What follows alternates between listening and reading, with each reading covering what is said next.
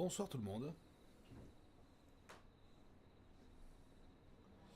Bonsoir, bonsoir. Alors, excusez-moi pour ce retard, bien involontaire. Bonsoir Mutua. Alors, j'avais dit 20h30, je suis désolé. Il me fallait d'abord finir le travail et ensuite m'occuper de mes devoirs d'homme de maison. Ce qui explique ce retard, je m'en excuse encore une fois. Comment allez-vous? J'espère que vous allez bien. Je vais essayer d'arranger un petit peu le micro. J'espère que vous vous portez bien.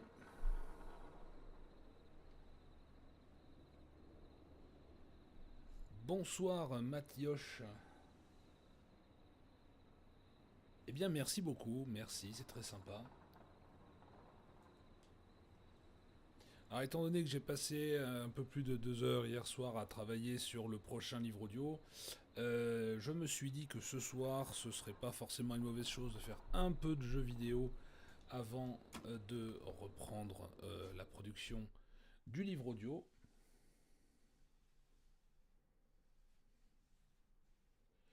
Tu as Faro en Belgique?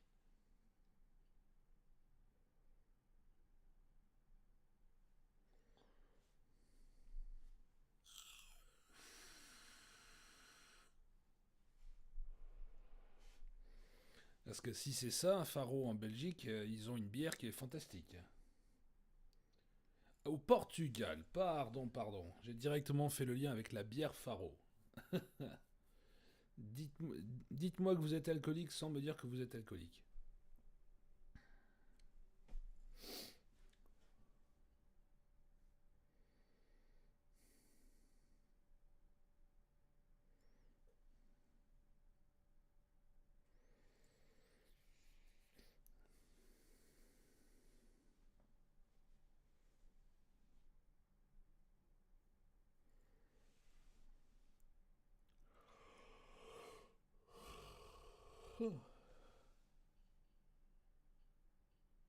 Ah, ah tu as le même problème que ma femme. Après, je crois que c'est le même problème que tout le monde, c'est-à-dire que même si t'es quelqu'un qui pisse pas beaucoup, tu t'envoies une ou deux bières, ça passe. Par contre, quand t'as commencé à pisser les premières, c'est fini. Tu passes le reste de ta soirée au chiottes.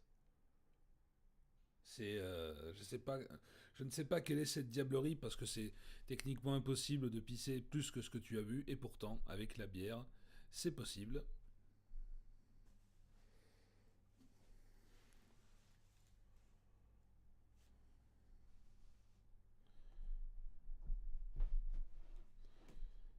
Isn't that such a good song, folks? And now for. Jesus, Forrest, you've been gone for ages. I thought something had happened. Something did happen. Clive, the janitor, might be Clive, the murderer. What? I'll start from the beginning. The fire door locked behind me.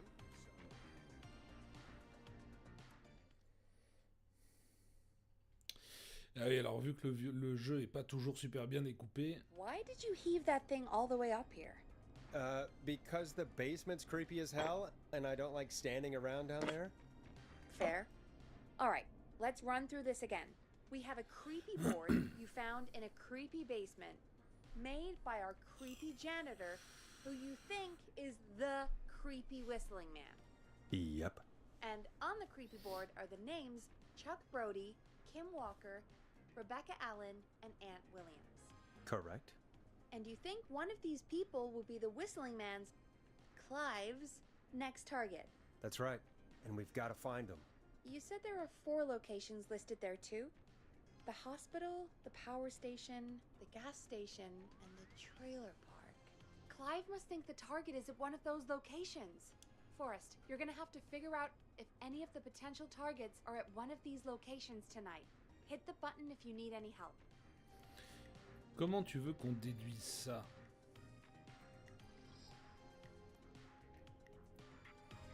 Par contre, je vais changer la musique.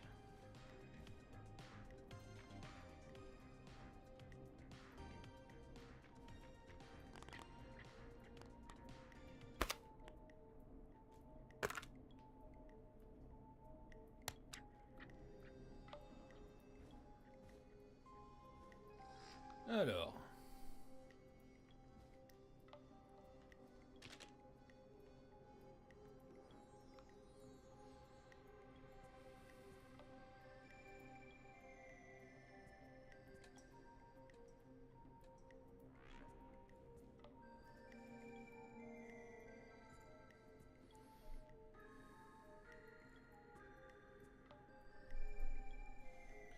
Je suis secondé dans ma tâche par un petit animal à poil et aux oreilles pointues. Attendez. Hop. Dis bonjour. D'accord, d'accord. Je te repose. Vas-y, installe-toi. Salut Astro.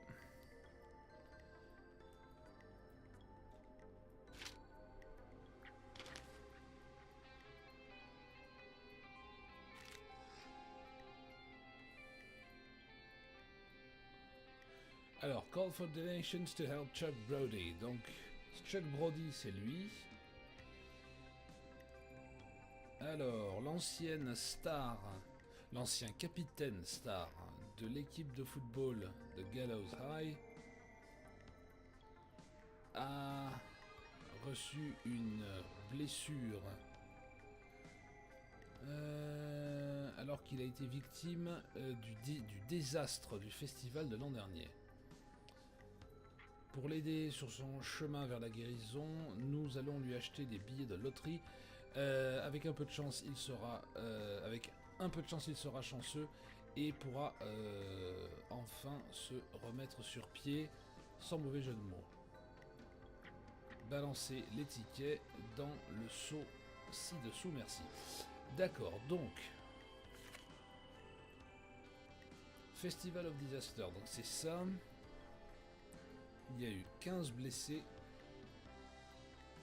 après que la grande roue se soit cassée la figure. Gallows Creek Harvest Festival closed early. Ok. The big wheel broke free from its support. Putain, alors d'accord, la roue en fait est tombée de son support et a roulé à travers la ville. Et une enquête est actuellement en cours. Très bien. Donc ça, je suppose que c'est notre héros.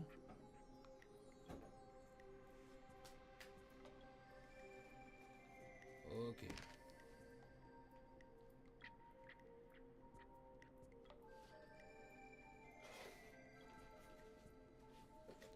Alors, un instant.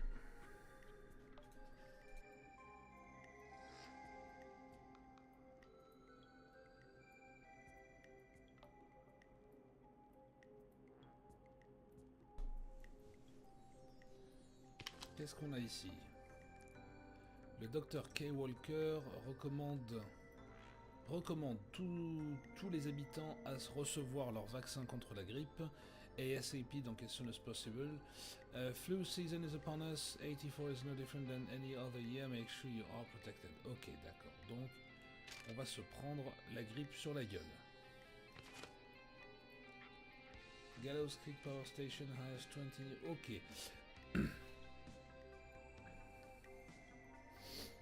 Donc, la centrale électrique de Gallows Creek a embauché 20 nouvelles personnes et 12 d'entre elles sont des étudiants du lycée de Gallows Creek. Ok.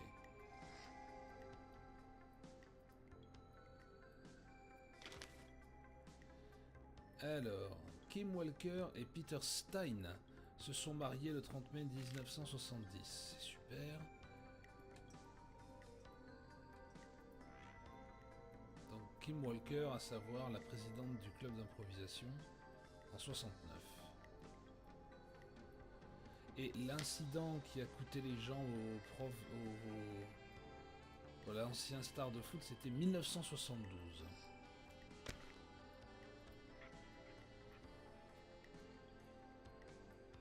Ah, on a eu le fin mot de l'histoire sur ce qui est du... Alors, l'enquête de 2 ans à propos de l'accident du festival s'est terminée. Les enquêteurs portent l'accusation sur 2 ingénieurs qui avaient été en contrat à la centrale d'énergie du coin.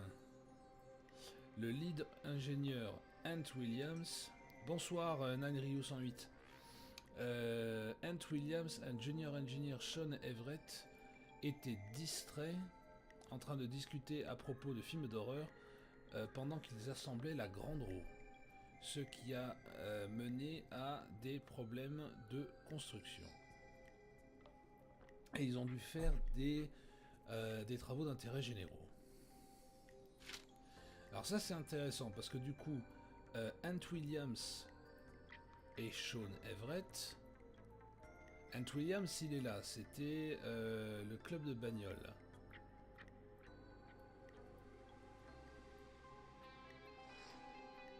Donc Chuck Brody, notre bellâtre tout en bas à droite, c'est la victime de cette affaire pour l'instant, sachant que Ant Williams faisait partie de ceux qui en gros on fait partie de ceux qui avaient construit la Grand Roue et que la Grand Roue s'est cassé la gueule. Ok, alors, quoi d'autre? Alors, tragédie. 5 morts et 16 blessés après que les freins du bus aient lâché. Ah merde. Alors, une tragédie... on est en quelle année? On est en 77. La tragédie a frappé Gallows Creek hier après-midi après qu'un bus n'ait pas pu s'arrêter et est foncé dans un réservoir d'essence, excusez-moi. Les décédés à bord ont été identifiés comme D. Rudd, M. Houghton, M. P. Stein, K. Stein et G. Mildred. La police a demandé à ce que la peine des familles soit respectée, etc., etc. On connaît ça. Sachant que nous, dans notre lot de copains, là, ceux qui sont entourés ici, il faut qu'on garde l'œil sur Kim Walker et Rebecca Allen, puisque pour l'instant, ces deux-là, on sait à peu près où ils sont. Ok. 1900, qu'est-ce que c'est que ça? 1987. Alors, Quiet Ridge Health and Safety Convention. Get started in a career. Ok. Apprenez à propos de la santé et de la sécurité sur votre lieu de travail. Avec un invité mystère. Le lead engine. Ok, donc ça, on sait qui c'est. Ça, du coup, c'est... Parce que j'ai déjà oublié son nom, bien sûr, mais ça, on sait qui c'est. Le fameux lead engineer qui a foiré complètement le montage de la roue, c'est lead engineer Ant Williams. Donc Ant Williams devait intervenir à ce colloque, apparemment. C'est intéressant. Is your car safe? Le shérif Matthews a averti les citoyens de faire attention à tout comportement suspect après plusieurs vols de voitures. La vague de crimes de 70 sera arrêtée, je vous l'assure. Nous devons travailler ensemble pour apporter cette organisation criminelle, blablabla, blablabla. Très bien. Mais il y en a encore. Gas station bought by local ex-lottery winner. Christine Garden Repair sold to a man on the lottery. Ah, c'est pas ça le truc intéressant là-dessus. Regardez l'encadré en bas à gauche. Cette fille, on la connaît. Regardez. C'est Rebecca Allen. Voyez la photo de Rebecca Allen juste là. Regardez ça maintenant. C'est elle. Alors. Oh, le journal d'une voleuse de voiture. Ok. Donc Rebecca Allen. Rebecca Allen est donc une voleuse de voiture, peut-être même alors peut-être une voleuse repentie, mais ça veut dire qu'elle faisait partie de ça. Elle faisait partie, en tout cas, elle avait partie active dans la fameuse vague de crimes des années 70 en ce qui concerne les vols de voiture. Et le dernier papier, Local Legend Takes to Manhattan. Donc on est en 87. Infamous author of tell-all book Diary of a Car Thief moves out of Gallows Creek.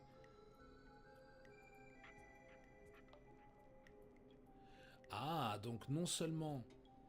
Alors elle a été voleuse de voiture, elle s'est fait de l'argent avec son bouquin, et là maintenant elle part s'installer à Manhattan parce que son bouquin s'est très bien vendu, ce qui a fait d'elle donc ce qui a fait qu'elle est partie s'installer à New York. Alors... Gallows Creek, alors... Trailer for sale. Ça c'est le 22 mars 86. Sachant que nous on est le 3 septembre 87. Sick of being a local celebrity, blah blah blah blah blah blah blah. Who cares? Buy a new one. I'm selling my trailer living in town ASAP. I just want to get out of here. Please buy it. Bonsoir Loris. Trailer for sale cheap. D'accord, donc, et ça c'est le sien de trailer. Attends, on va essayer de réorganiser un peu ce boxon. Donc,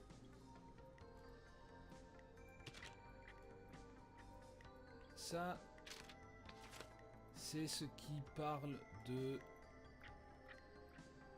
Hop, ça c'est ce qui tourne autour de Rebecca Allen.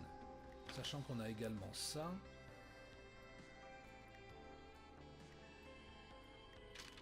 Voilà. Ensuite, on a Chuck Brody. Donc Chuck Brody, c'est notre joueur de football américain. Est-ce que je l'ai lu celui-là? Alors. Police have today finally put an end to the long-running car thieving, blablabla. Ok, donc ça, c'est toujours en lien avec Rebecca Allen.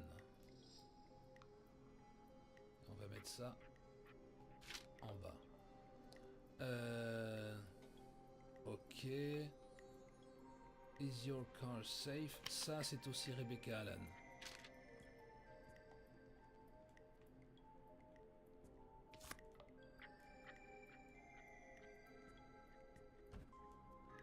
Bon, finalement, elle est chiante cette musique. Pas un truc qui envoie un peu plus le jus là. Voilà, tiens, Stab in the Night, parfait.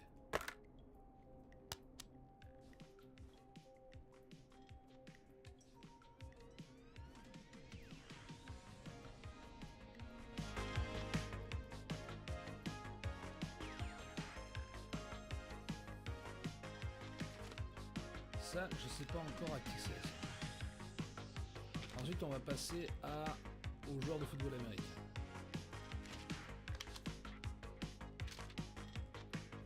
Donc lui, c'est le désastre de la foire donc agricole. Ça revient à lui.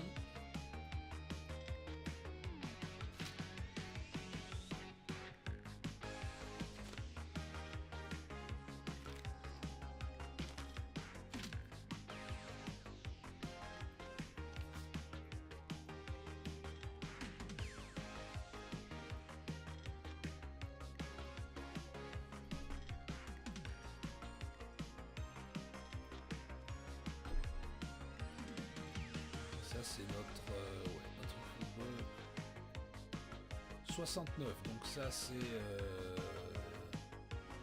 quand il est dans son prime.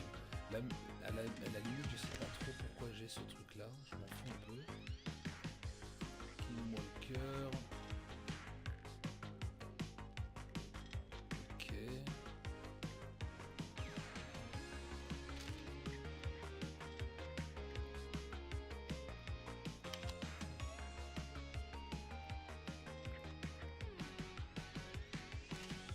Ça c'est Kim Walker toujours.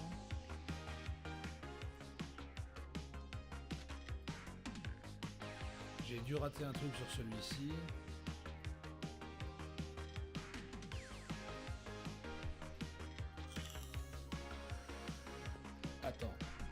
Stein.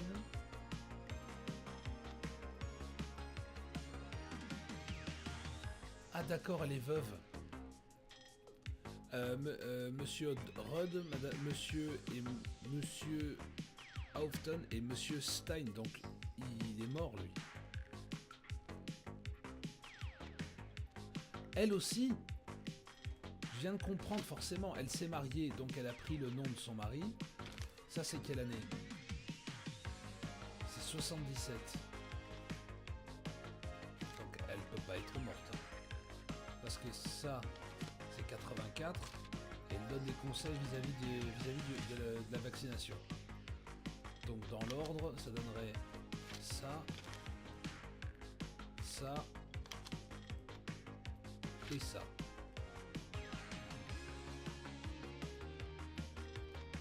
Bon, si je veux être cohérent, il faut que je le mette là, lui. Donc, Chuck Brody, il est là.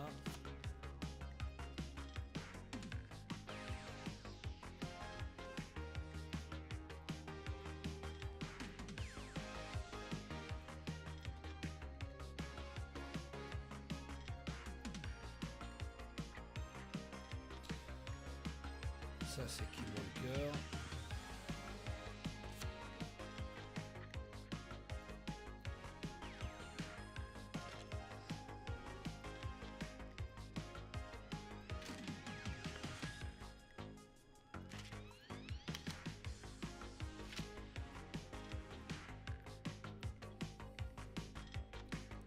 Et il ne nous manquera plus que Ant Williams.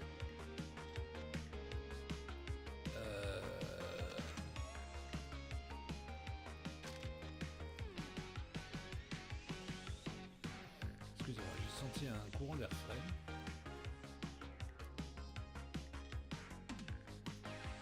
Ça c'est 1969. Ok. Ensuite il y a le festival. En fait techniquement ça c'est plus Ant Williams que Chuck Brody.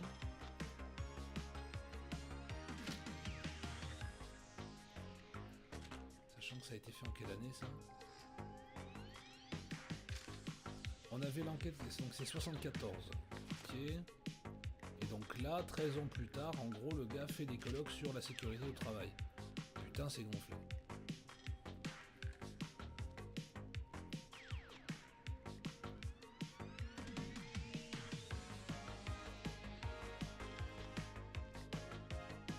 Donc ce qui voudrait dire que Ant Williams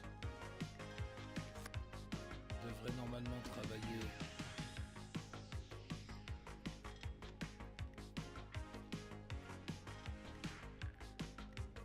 à la centrale.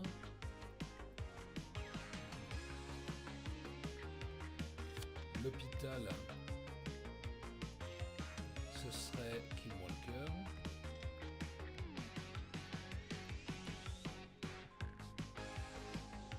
Le trailer park, ce serait Clive Walker du coup, puisqu'elle revendait sa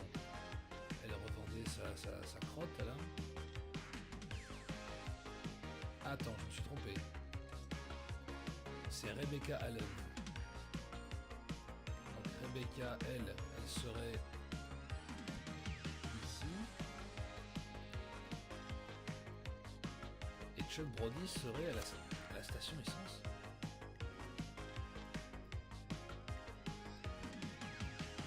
Attends, sinon je sais que je sens que je vais la mélanger.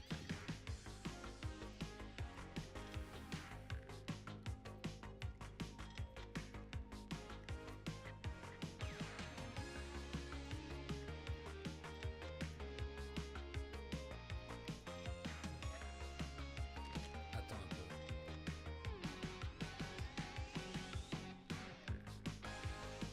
Ça c'est pour Chuck Brody, je me suis trompé, c'est pas du tout pour Rebecca ça. Parce que ça veut dire qu'en fait, là l'appel aux dons, donc c'était pour que Chuck puisse s'acheter des billets de loterie, et il a gagné. D'ailleurs c'est dit quoi? Qui a gagné la New Honor qui est visible dans la Nivelle. D'accord, donc ça c'est Chuck Brody.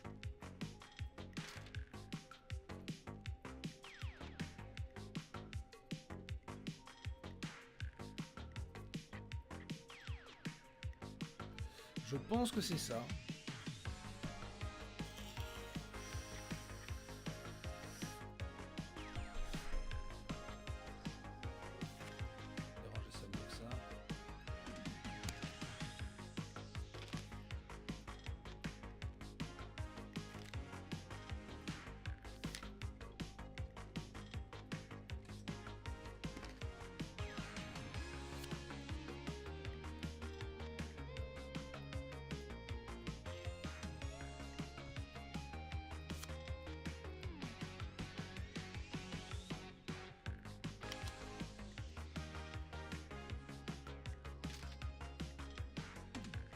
Perso, ça me paraît cohérent.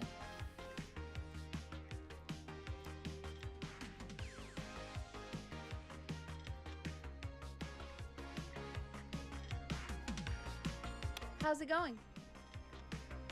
I'm ready, Peggy. Are you sure? We've only got one shot at this. I'm sure. Let's do this. Okay, name first. Who do you think the target is? Aunt Williams. And where will I find them?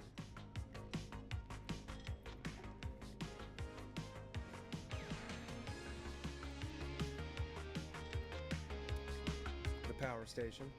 Okay, I'm dialing. One moment. Je pense que c'est lui qui est recherché. Ouais.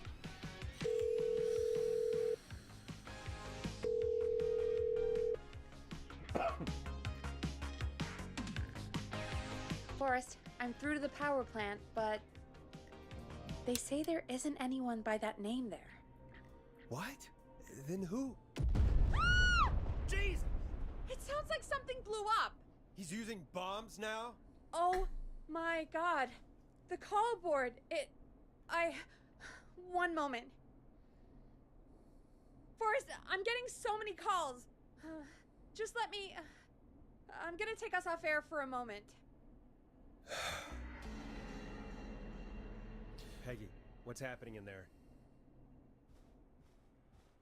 Peggy. I'm back. He blew up the gas station, Forrest. Okay. I spoke to the fire department and the hospital. The fire department is useless now, as you know. And, the hospital's only ambulance was at the gas station. Forrest, you've got to say something on the radio. You have to tell the town. I'm putting us back on air. Now. Tu veux que je dise quoi? I don't know how to tell you this, but, the gas station's been bombed. Please, everyone, stay safe, stay inside, and... Oh, just bring us into some music, Forrest.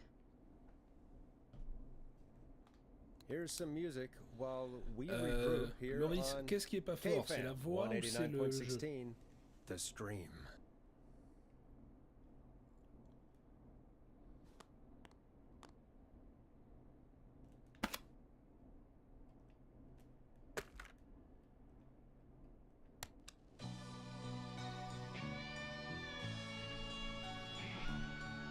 You'll like this next song.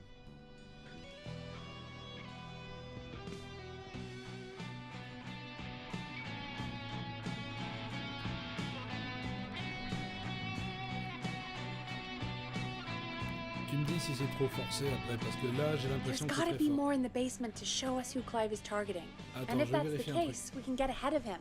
Stop the killings before they can happen. Forrest, we need to go back down. By we, you mean me, right? Yep. Like I said, I need to handle all these calls. Maybe start with that creepy mannequin room you mentioned before. I still have a lot of questions about those, by the way. Me too.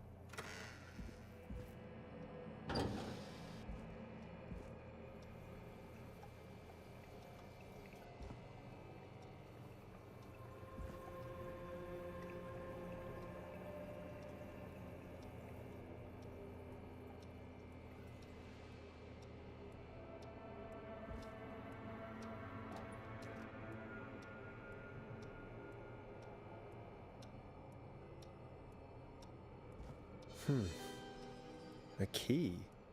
Was this always here? I must have missed it when I brought everything upstairs.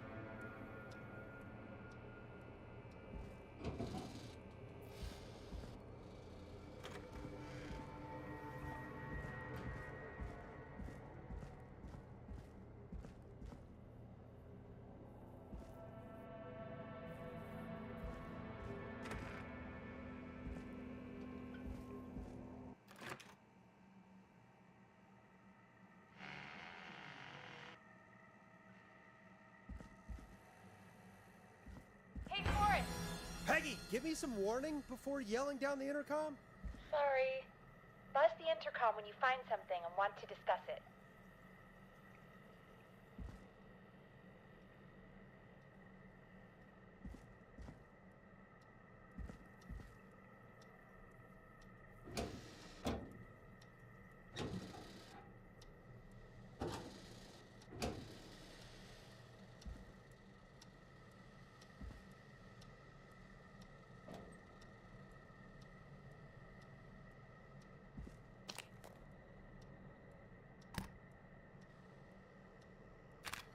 Peggy, I've found a tape and a map down here.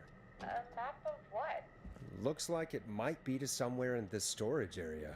Weird. Well, maybe the tape will give us more information. Give it a play.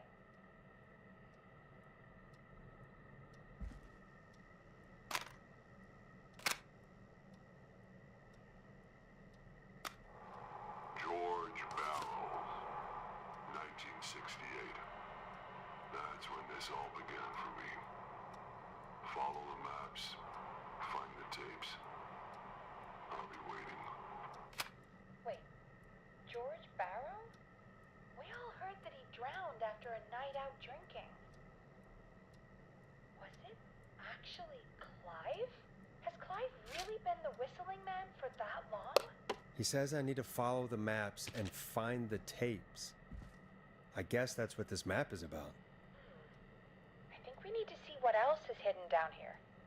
Be careful, Forrest. Keep looking. Buzz the intercom when you found something.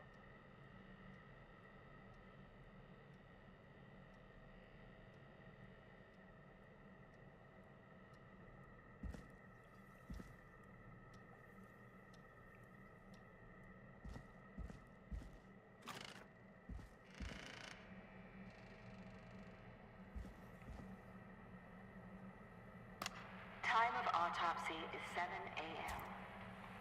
Cause of death is asphyxiation from drowning. The degree of rigor mortis indicates that the subject has been deceased for 5 hours. That puts the time of death.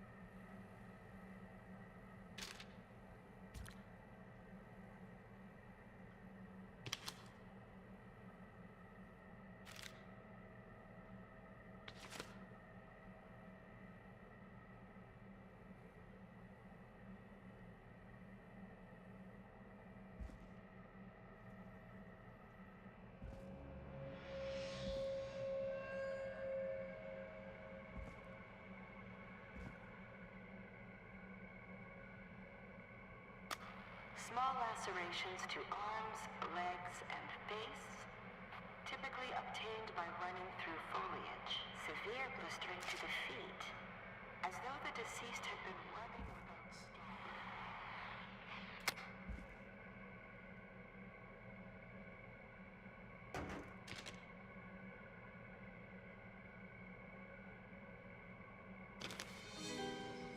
This looks useful.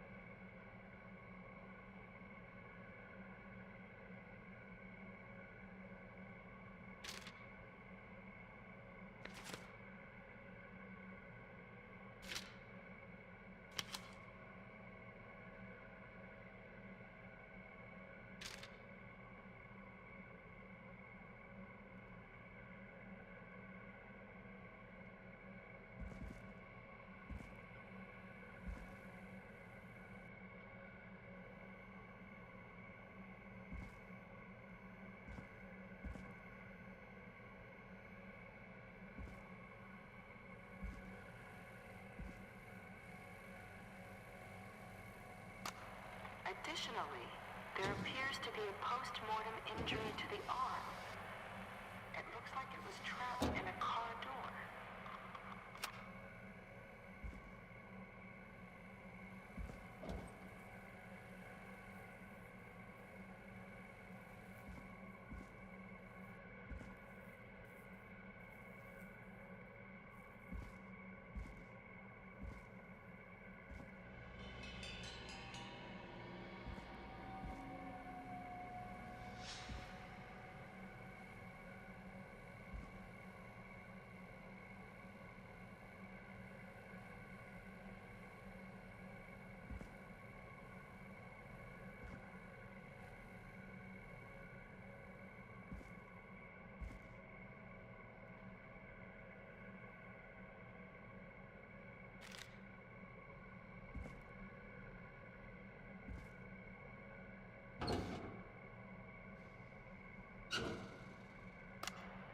It is the coroner's opinion that the subject likely feared for his life and was chased, resulting in a fall from a height into a body of water, where he hit his head, was knocked out, and drowned. Following that, he was moved. Knock yourself. We need to have a talk. That recording. Shut it off.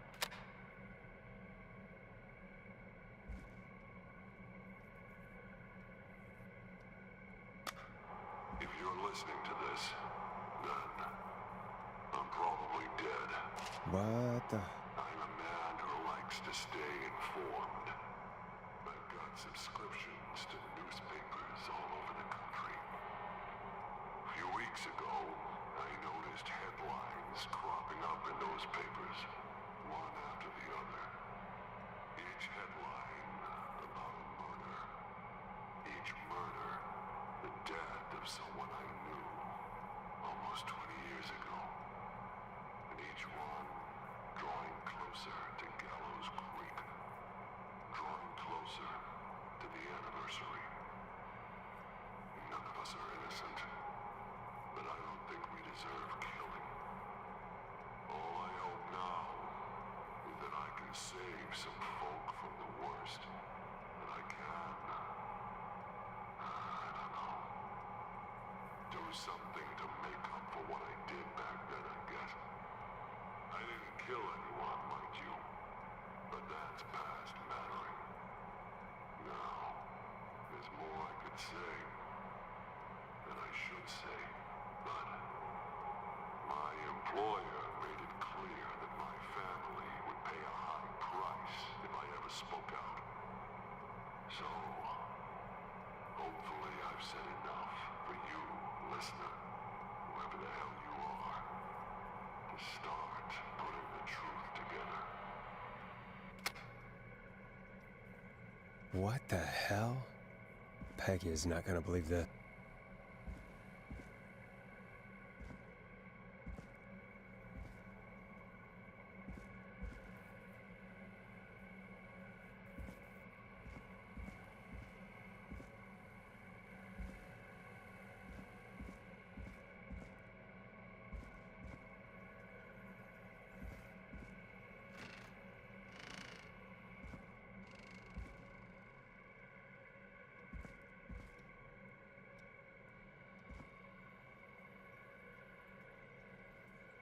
What have you found, Forrest?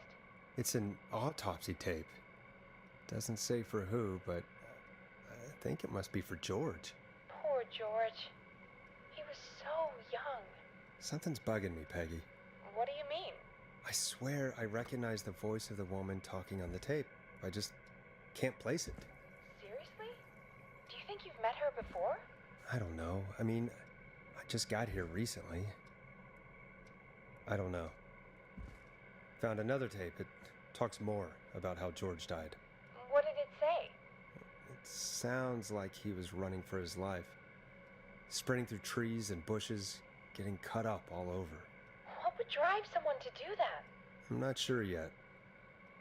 I found a tape that introduces a new detail to the story. Post-mortem injury. Apparently, his arm got caught in a car door. A car door? Yeah, after he died.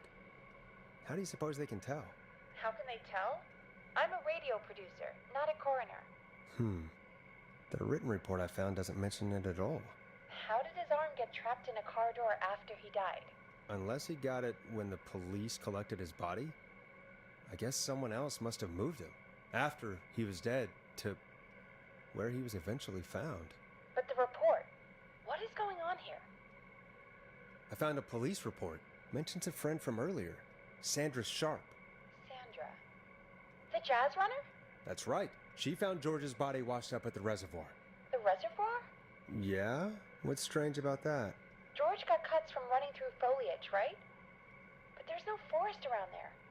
Also, how did it wash up at the reservoir? What do you mean? Reservoirs don't have tides. But that's what the police report said. It's not possible, though. I did a school project on reservoirs and got an A. But, yeah, not important right now. The important thing is that it doesn't make sense. What are you suggesting then? That the body was originally found somewhere other than what the report suggests? That the sheriff tried to cover it up, but accidentally let something slip? Something like that. I think. Well, Sheriff Matthews wrote the report. If he hadn't been eviscerated, we could have asked him. True. But Sandra is still alive. Once we're done down here, we should give her a call. In another tape, the coroner comes to the same conclusion as I did. George was running from something. Maybe an animal? Maybe, but then there's this next bit, where the coroner thinks he was moved post-death. So she agrees with us. At the end of the tape, someone burst in and demanded the doctor, Dr. Sullivan, to stop recording. Dr. Sullivan. Wait, Virginia Sullivan? She was her caller from earlier. Well, then our caller was involved in a conspiracy around this boy's death. We need to call her back once we finish down here. It looks like she might know something about what's going on. I think I found Clive's last recording. I think Clive might be gone. Gone? I found a confession. Not for any killings, but for playing a part in covering up George's death. He left this behind in case he died. He hoped someone would find it. Do you think the whistling man already got him? Possibly. We've had a lot of callers tonight, but maybe not every victim made it to the phone, you know? we don't know how many there really are. Christ, Forrest, that's dark. I know, but Clive said he had read about other murders in other towns, and that the murders were all folks who knew about the incident. And the killings were getting closer to Gallows Creek. He said he wanted to do something good for once. The board in his office. He wasn't tracking people down to kill them. He was tracking them down to save them. Ugh, why didn't he just come out with all of this? He said his employer threatened his family if he spoke out about any of it. His employer? The one who orchestrated the cover-up? Oh, Clive. I'm sorry for thinking you'd killed all those people. Do you think you found everything, Forrest? I think there's got to be more down here. I need to find all the tapes. You think so? How much did Clive hide down there? Well, if there are more tapes, then there must be more maps to follow, right? That seems to be the case. All right then. Buzz the intercom when you find something and want to discuss it.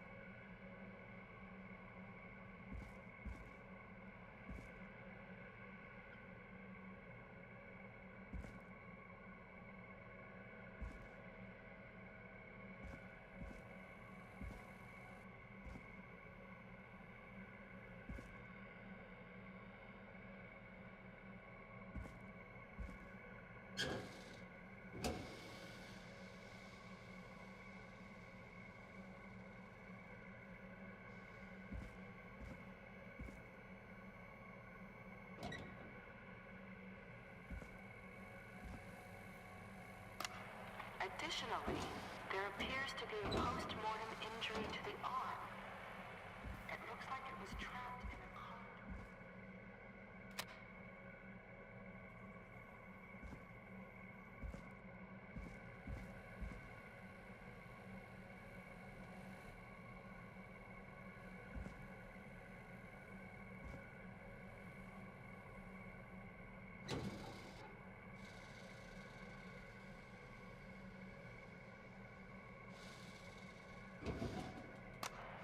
It is the coroner's opinion that the subject Now this likely has to be feared for his important. life and was chased, resulting in a fall from a height into a body of water where he hit his head, was knocked out, and drowned. Following that, he was moved. Dr. Sullivan, we need to have a talk. That recording. Shut it off.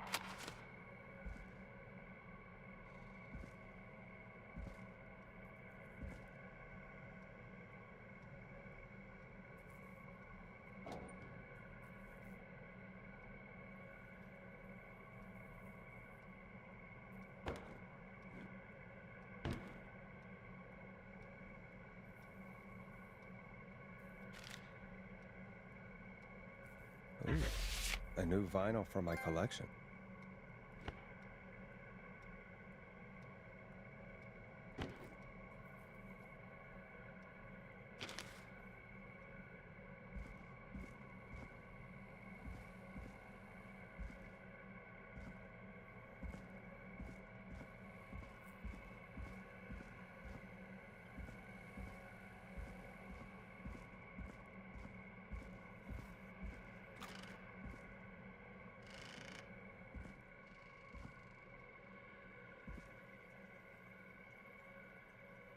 What have you found, Forrest? I found a written autopsy report. What does it say? According to that, it's just like you said at the start. George drowned after getting drunk.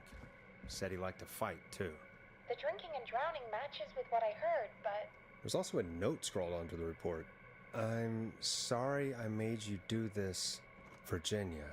if it was on the autopsy report, then Virginia must be our coroner. Wait, the caller from earlier, when we had to call the takeout restaurants, wasn't her name Virginia? Do you think you found everything, Forrest? I think there's gotta be more down here. I need to find all the tapes. You think so? How much did Clive hide down there? Well, if there are more tapes, then there must be more maps to follow, right? That seems to be the case. All right then. Buzz the intercom when you find something and want to discuss it.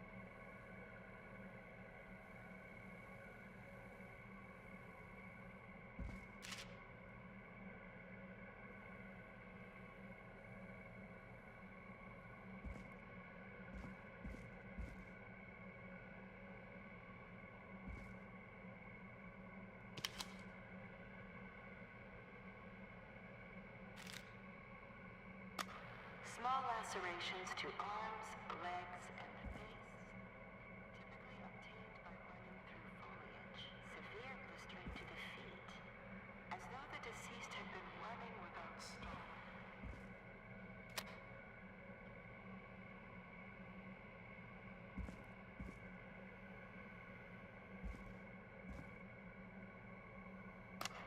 Preliminary toxicology results shows no signs of inebriation.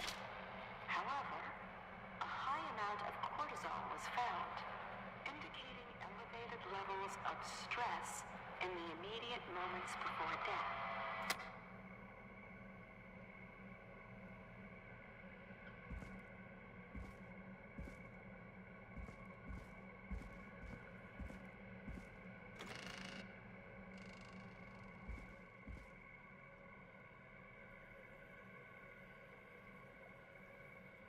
What have you found, Forrest? There's also a tape about a toxicology report. There were no signs of drinking or that he was on anything. What? But everyone said he went swimming drunk and drowned. It was in the newspaper and everything. Right? But we already know the official written report was a lie. We do. Why would the official report lie about how he died? The report lied because someone wanted a closed case.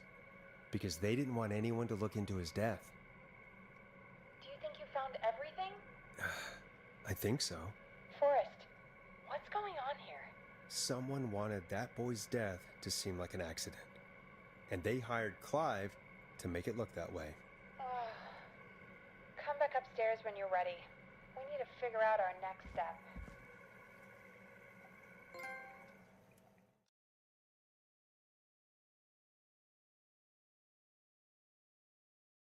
Thank God you're back, Forrest. I've been running out of stuff to pad our airtime with. Peggy, you work in radio. Forrest, I'm stressed. I mean, really, how are we supposed to keep a show going with all this happening?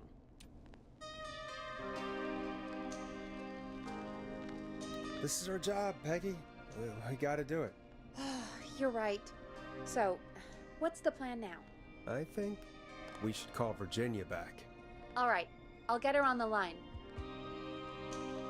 Okay, Forrest, shut the music off. Hello again, Gallows Creek. This is Forrest Nash. We're circling closer to the truth behind tonight's events. To this end, we're calling back one of our earlier callers, Virginia Sullivan.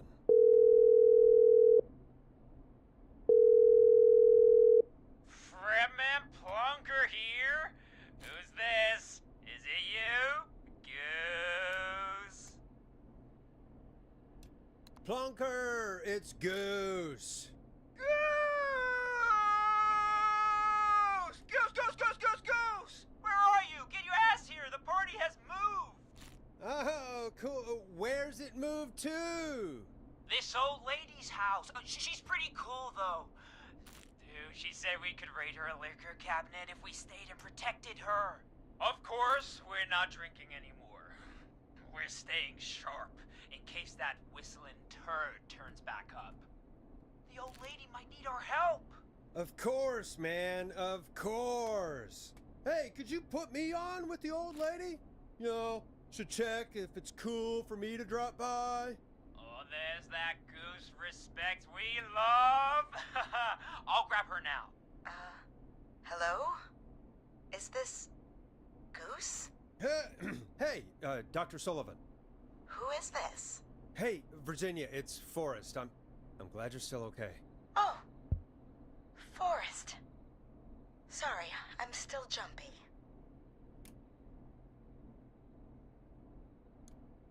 I can't blame you.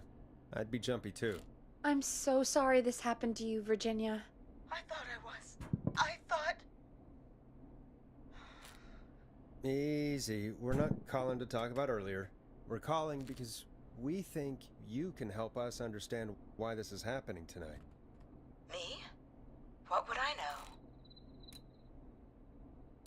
Does the name Clive mean anything to you? Clive? No. I don't know that name. What are you asking about this for? You mentioned that name earlier when you called us the first time. I don't know what I said then. I was petrified, Forrest. Clive's the janitor at our station, and we know you spoke to him in the past. Forrest, please. You don't know what you're doing. He'll come for me. Virginia, it's okay. Clive won't be coming after you. We think Clive's dead. Dead? But isn't he? He's the whistling man, Forrest. We thought so too, but... You don't understand.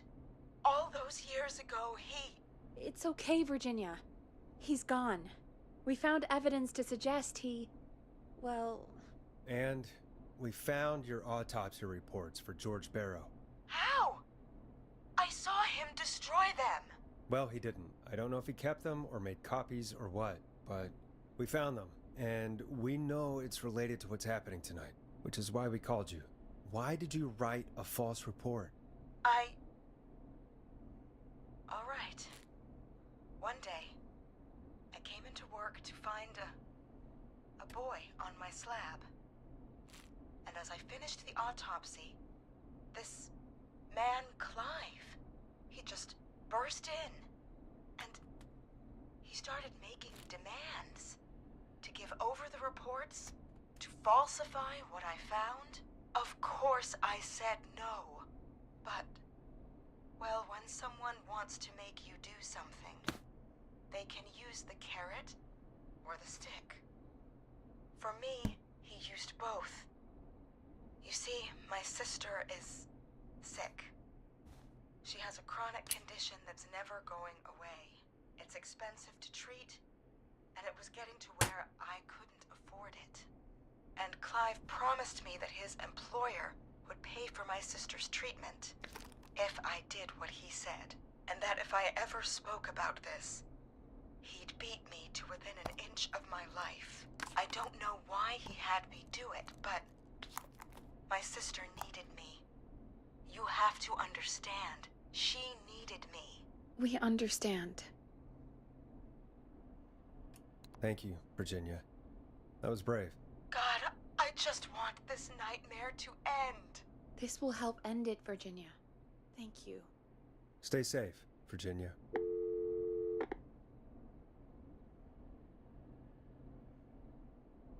So, Virginia's tied up in all of this. Clive threatened her to keep quiet about George's death. But for who? Why cover up these details? Well, we know Sandra was involved in George's death.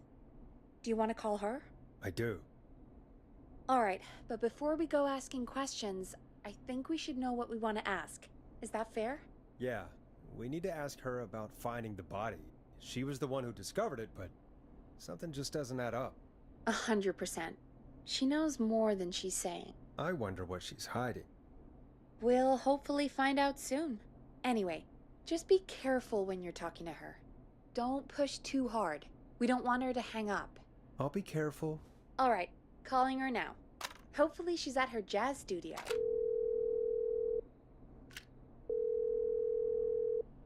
Aha! Forrest, you're through. Hello, this is Sandra at Jazz Pizzazz Jazz Studio. Who's this? Hello again, Sandra! It's Forrest Nash of 189.16, The Scream. And you're live on air. Oh, I always thought folks called into a radio show, not the other way around. How jazzy. What can I do for you? Well, we're trying to understand what's behind the attacks tonight. We had a few questions. Why, Forrest, of course. Heck, after the way you saved my life, I'd say yes to just about anything you asked. 189.16. Really? Well, that sounds nice. I might just call you back tomorrow then, too. Oh, you got my number. But what about tonight? Is there anything you want to talk about right now? Remember why we called, Forrest. Of course. Do you know why the Whistling Man might have targeted you? Ha! As far as I could tell, he was just a knife-wielding psycho with superhuman cardio. He'd have chased after anybody. Right. Well, we think he might be chasing specific people. People who know about the death of a boy named George. Oh, I don't know anything about that. Sorry.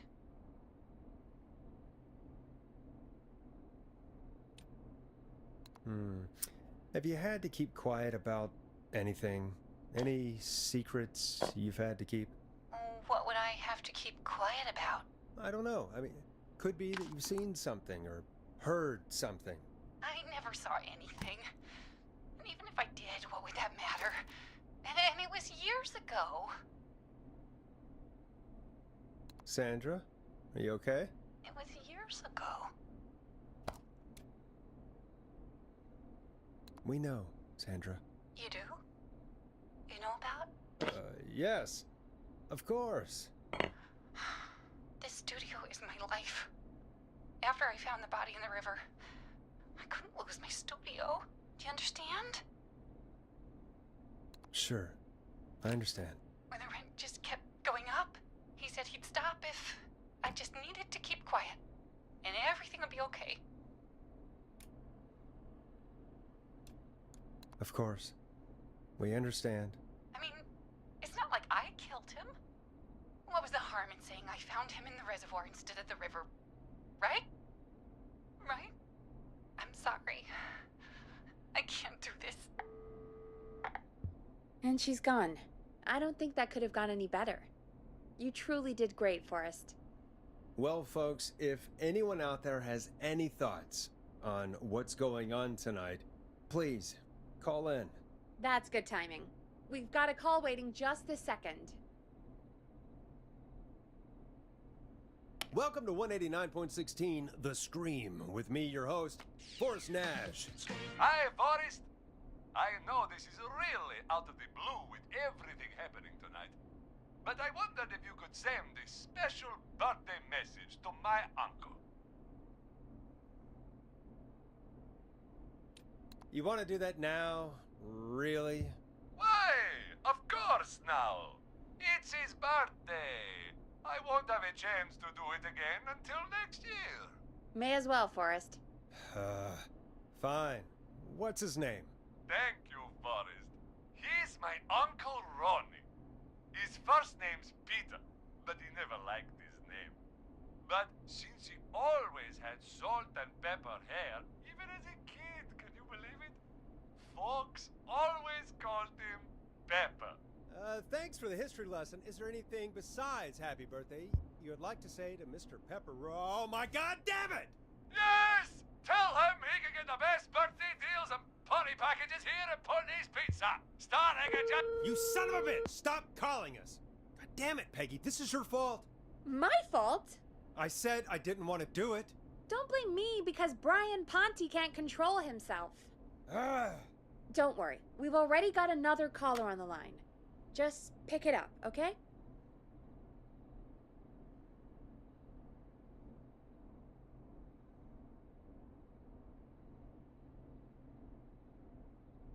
I suppose I should take this call. This is 189.16, The Scream.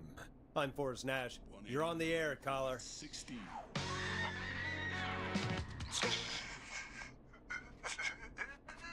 Caller.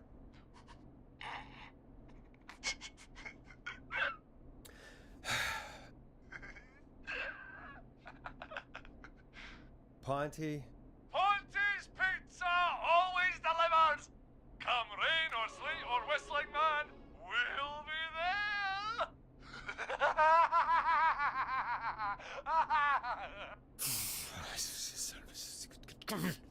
Forrest? Forrest? Are you okay? Forrest? I hope the whistling man gets in with his own pizza slicer. Jesus, Forrest? Sorry, that was too much. It's okay. It's been a high-stress night. Don't worry about him anymore, okay? Not for tonight, anyway. I think he's spent for now. But we've got another call, whenever you're ready.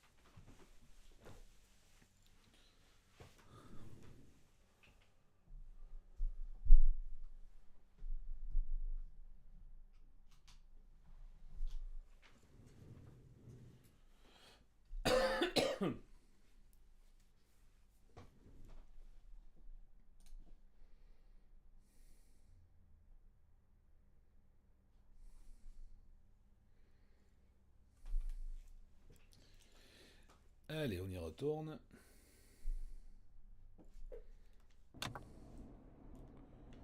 Et on avait un appel à prendre. Folks, don't spend your money at Pawnee's Pizza. That's all I'm gonna say about that. Moving along, I'd like to welcome another caller to 189.16 The Scream. With me, Forrest Nash. Who may I say is calling? Well, hello again, Forrest. Don. I bet I know why you're calling. I'm sorry I didn't play your song. There's a lot going on. But please? Never mind that now. First, I'm calling because I need your help.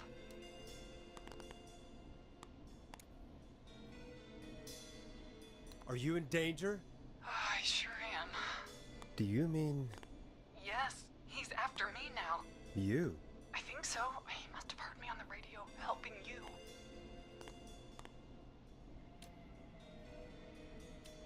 Helping? You didn't exactly help. Maybe I've been helping more than you know. I was out following a lead, trying to work out who would be next, after Chuck. And what happened?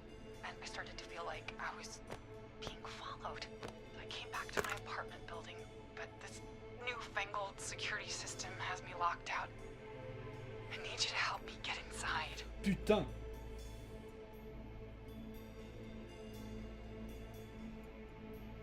Can you go somewhere else? Home is the safest place I can be. Please, the front gate requires an entry code to open. I need that code to get inside. Which apartment block do you live in? Maybe one of our listeners lives there too. It's the new Woodside apartment building between the town hall and the trailer park.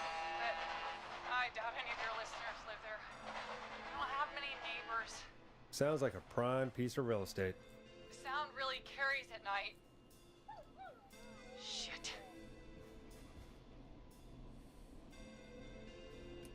Is that a neighbor's dog? Yes, it is. Boy, I wish he'd muzzle that thing and... Oh. And now he's blasting David Scopo out of his window. This night can't get any... The whistling man. He's coming down the street. I don't think he's seen me yet. Forrest, please. I need your help. I need the code for that security system, or I'm gonna die.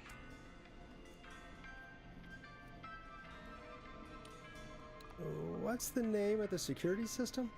There's a sticker on the box. It says Starling Security 4000. There's a keypad, and it looks like Ah it wants a putain, c'est le truc six-digit qu'il y avait en number. bas au sous-sol.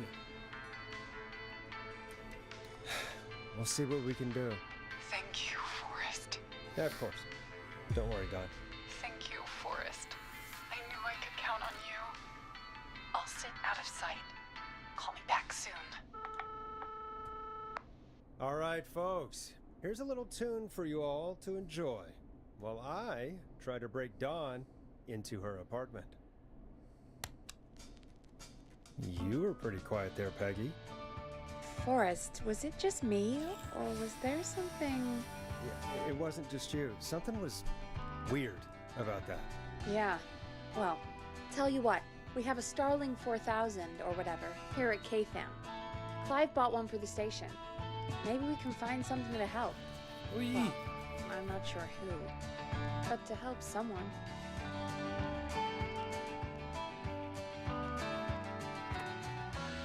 Okay, so she's locked out of the Woodside Apartments, and somewhere Clive probably has the papers for the Starling 4000. On les a vus ces papiers, on les a vus un peu plus tôt.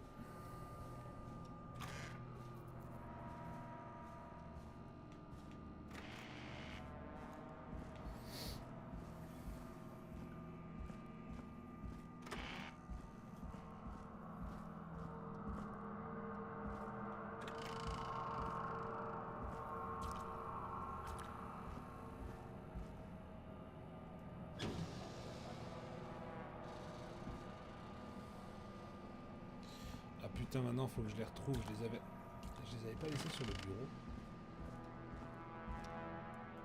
Starling 4000 user manual. Ah, these codes should come in handy.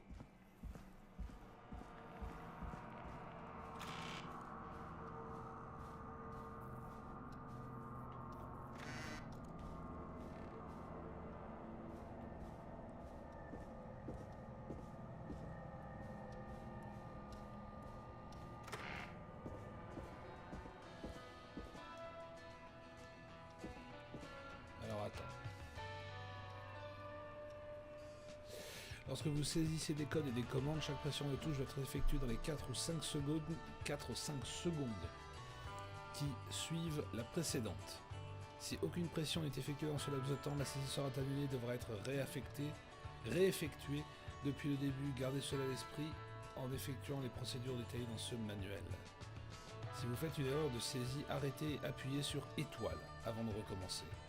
Si vous arrêtez pendant une saisie et réessayez immédiatement, vous pourriez saisir un code erroné.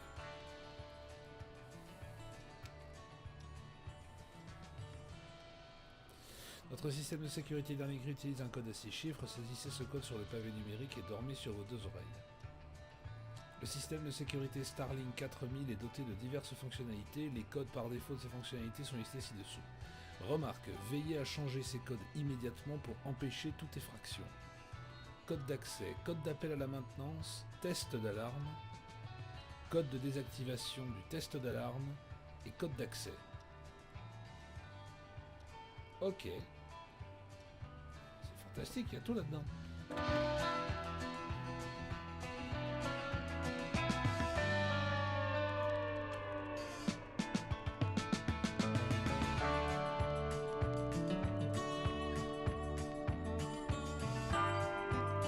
Welcome back, Forrest. Find anything? The Starlink 4000 security manual. It's got a bunch of codes. Good. And did you find anything else? Nothing except the manual. All right. Well, I'll get Dom back on the line then, Forrest. I'll let you take it from here. Thanks, Peggy. When you're ready, shut the music off.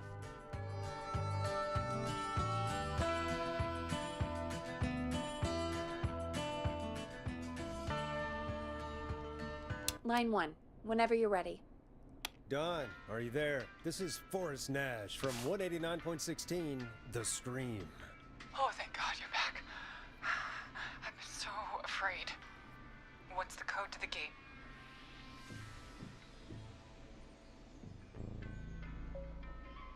The code is 715914. Thank you, Forrest.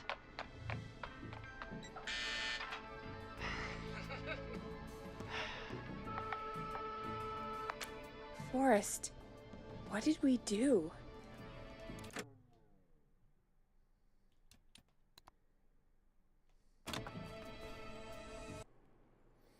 Je viens de percuter que j'ai peut-être fait une connerie.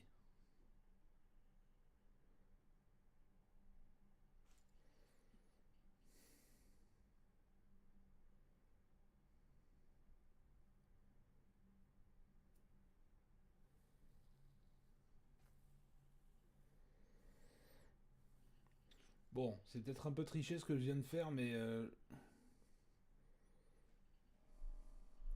vous saurez garder le secret.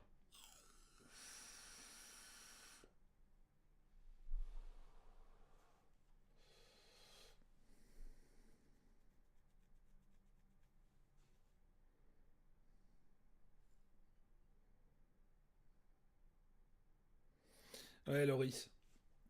Absolument. En espérant que je puisse charger l'instance juste d'avant.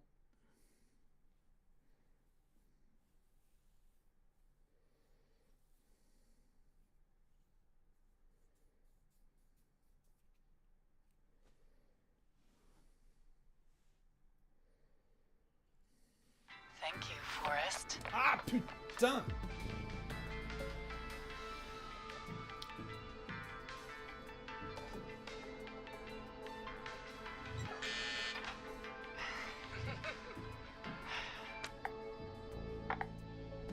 Forrest, what did we do? I don't know, actually. I guess we'll find out. Forrest, there's another call coming in. Evening, caller. You're live on...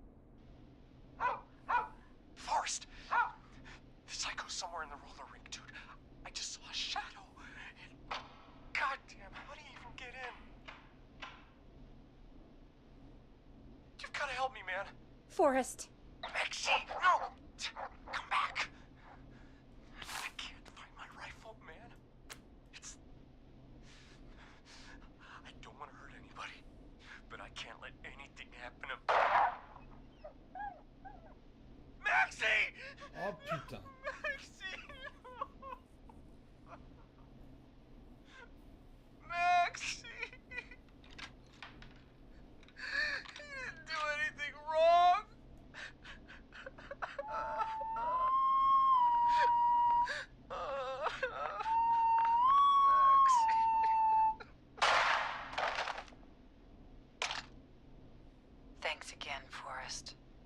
God, poor Ricky. Okay, Gallows Creek, here's some music while we process what just happened.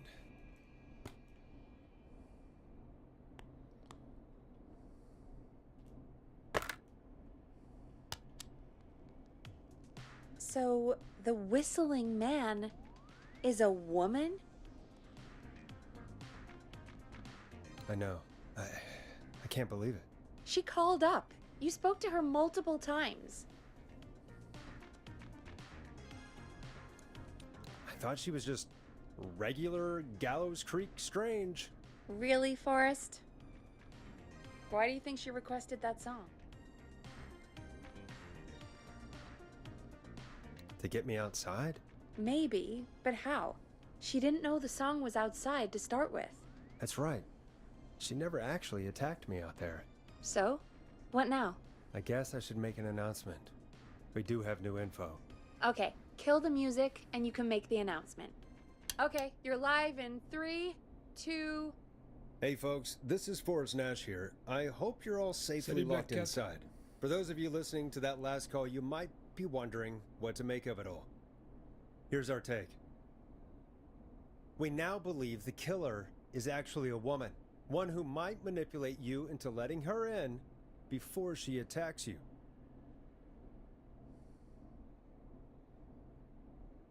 We're neighbors. Look out for each other and stay safe. The killer was calling themselves Dawn. This could be a fake name. If anyone needs help or you have info on the killer, please call in. You folks have my new number, right? It's 911. Hopefully, our next caller can help shed some light on our killer. Hey, we had a call come in. Okay, folks, time to take a call.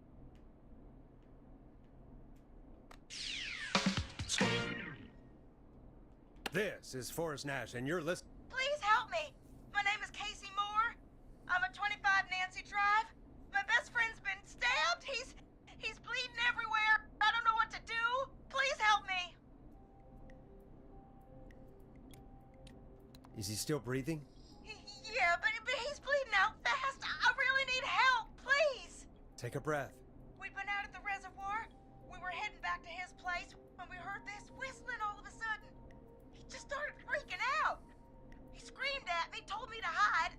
I'd never seen him like that, and I just panicked and ran and hid in a bush. Oh no. Forrest. Then what happened? He went up the road and talked to someone. I couldn't really hear or see anything.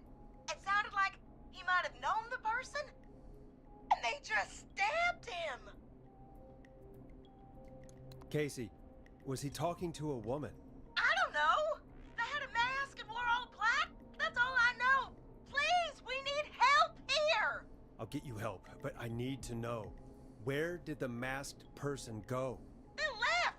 They left him to bleed out. I waited until they were gone, then dragged him into the garage and called 911. Wait, why didn't she make sure he was dead? I don't know.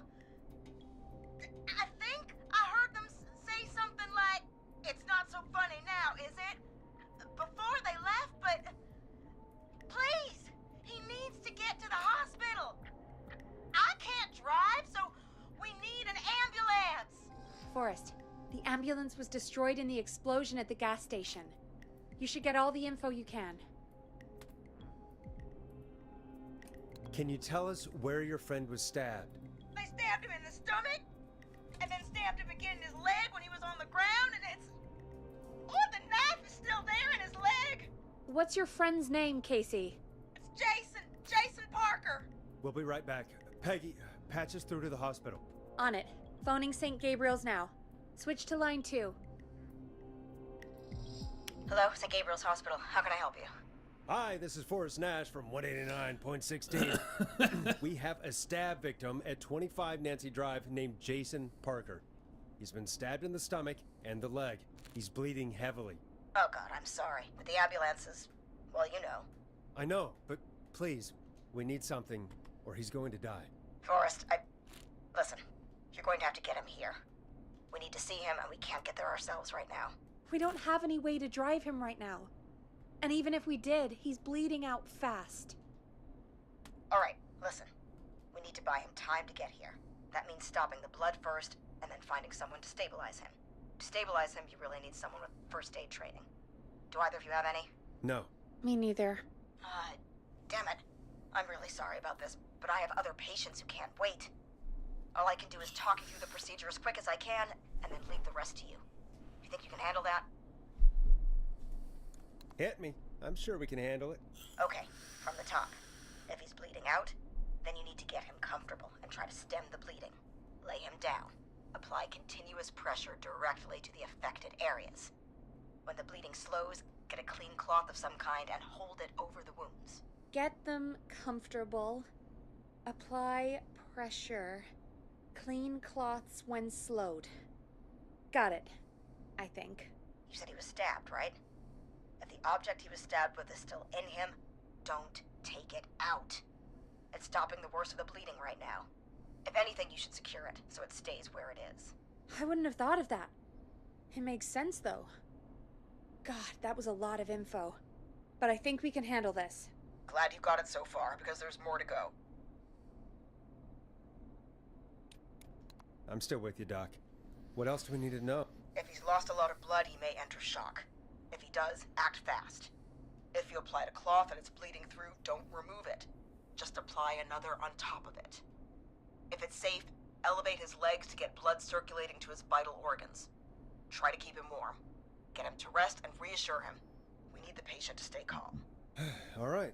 Don't replace bandages. Elevate his legs. Keep him warm and calm. This is a lot. I'm really sorry. That's as much as I can give you right now. Try to stop the bleeding.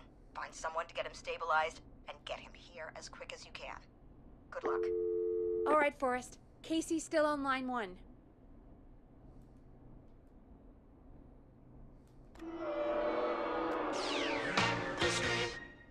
Hello? Hello? Forrest, are you there? I'm here. How is Jason doing? Badly. He's still bleeding. I need help.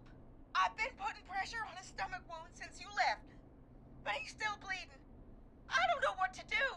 That's good, Casey. The nurse said to do that. What about the knife in his leg? It's gotta be hell. Should I pull it out?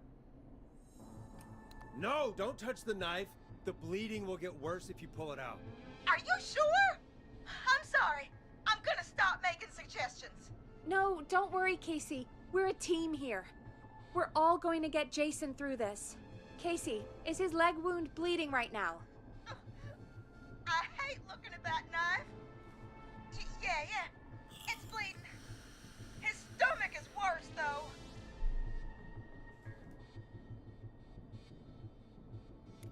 All right. I think we need to leave that knife alone.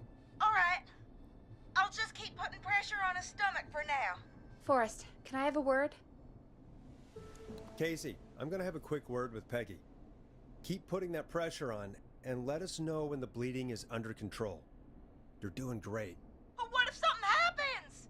We'll still be here. Just shout if you need anything, and we'll be there. I promise. Okay. I'll wait. Jason, please be okay.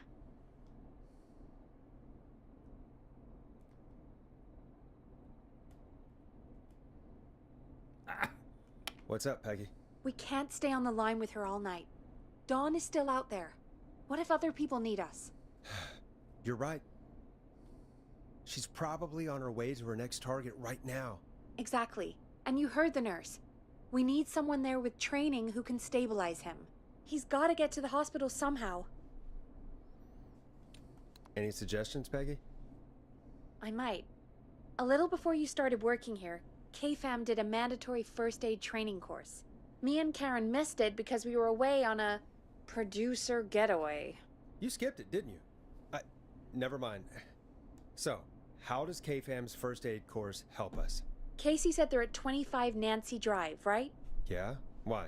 They put up a bunch of cheap houses around there about 10 years ago. So a bunch of people here at the station live around there. Do you think any of them could help Casey and Jason? Probably, but I don't know who lives there. And since I missed the training day, I don't know who knows first aid. Could you call them and ask? I don't know everybody's numbers. I've only ever called Karen. Everybody's personnel info is probably in Reggie's office. Got it. I'll look through their files in Reggie's office. It's a life or death situation. I'm sure they won't mind. Right. But there are a couple of problems with that. Go on. It's sensitive information, so Reggie probably locked it in his safe. Great. Great. Do you have any idea what the combo for the safe could be? Not a clue. Reggie's a serial note-taker, though. Maybe something in his office will give it away. Right. There is something else. I'm not gonna like this, am I? Have you ever heard, "The future is floppy"? Peggy, what the hell are you talking about? I'm talking about floppy disks. Floppy disks are like these futuristic things that have information on them. You C'était put them les in a clés computer USB and they du do futur des something. années 80. Peggy, I know what a floppy disk is. Anyway, Reggie decided that the future is floppy and started phasing out our Le physical futur. records and replacing them with these floppy disks. I imagine it's the same for our personnel files. That's good to know. Since we haven't heard anything from Casey, I'm guessing Jason's okay for now. I'll check out Reggie's office and see what I can find. You'll need a key for that. I'll just slide it under my door now. Thanks, Peggy. I'll just have to look around. Putain, mais c'est exactement ce que je dis depuis le début. Plutôt que de nous filer les clés une par une, Good. tu nous les I'll donnes patch toutes. my mic down to the office, so you'll hear me over the intercom.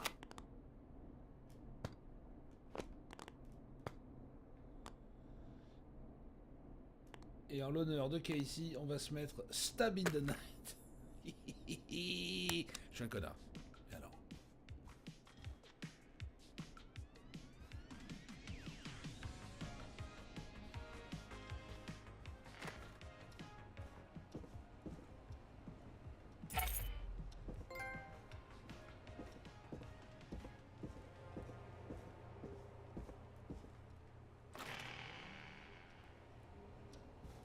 Alors il est où le bureau de Reggie? Oh.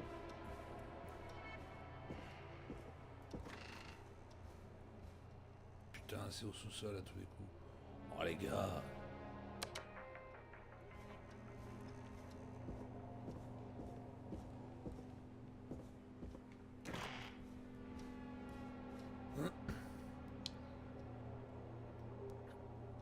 Ça me fait penser à une scène du film Massacre à la tronçonneuse dans le studio d'émission. Il y a quelque chose de ça, effectivement, Black Cat, mais quand on remontera au studio tout à l'heure, quand on aura trouvé le merdier, là, on jettera un coup d'œil à la carte, et tu vois que la carte, elle est gavée ras la gueule de clins d'œil à des films d'horreur classiques. Le futur 20 mégabits à la... Exactement. C'est pour ça que t'avais des... Pas pour ceux qui s'en souviennent, les jeux, des jeux qui tenaient sur 72 disquettes. Je crois que c'était, je sais plus si c'était Myst ou Riven, l'un des deux. Non, c'était pas ceux-là, ils étaient sur CD parce qu'ils étaient trop lourds. Mais j'avais un jeu, je sais plus du tout le nom du jeu. C'était un jeu type RPG, aventure, ce genre de truc. Le machin était... C'était l'époque où les jeux PC étaient vendus dans des boîtes à chaussures. C'était pas les trucs style DVD qu'on a maintenant. C'était c'était la grande époque des boîtes à chaussures. Et j'avais soulevé cette boîte. Et la boîte, elle était lourde comme tout. J'étais là, mais qui vendent des briques avec. Et quand tu ouvres le truc, tu avais le jeu sur un format CD. Mais les gars te filaient aussi le format floppy disk. Il y avait 22 disquettes. J'étais là, mais qu'est-ce que je suis supposé foutre de ça, moi?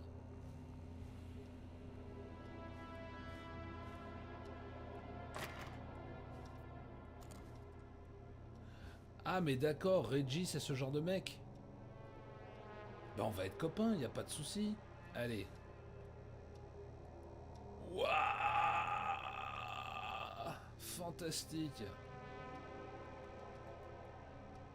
Incroyable. Ah ben voilà. Tu vois,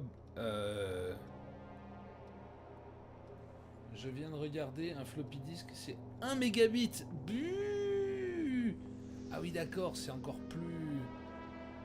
c'est encore plus misérable que ce qu'on pouvait Looks penser. like I need a 4-digit code. Ok, d'accord. Allez, maintenant on va essayer d'être concentré. Mais donc tu vois, Black Cat, c'est ce que je te disais tout à l'heure. Si tu regardes là, la rue tout à droite, c'est Haddonfield Road. Là, tu as Carpenter Avenue. Tu as Romero Street. J'en ai vu d'autres. Paragon Street, je crois, il me semble que c'était des studios de tournage.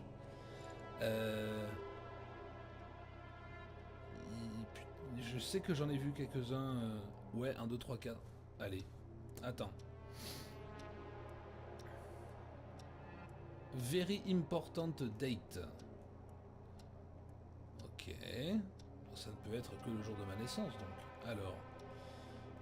Very important date. Alors, si on est effectivement en 87, à l'époque du jeu, personnellement, je suis déjà né.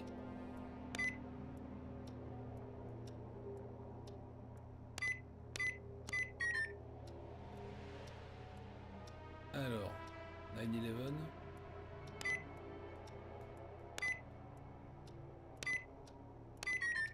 Non, bon, allez. On va arrêter de jouer au con. Axe Forever. Need to write pitch document, good title, bring back original protag and villain.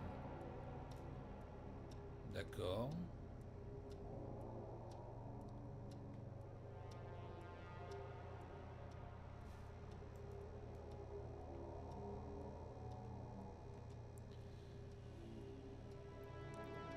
Clive, if you're reading this, stop stealing my post-it notes. Ok, d'accord, si tu veux.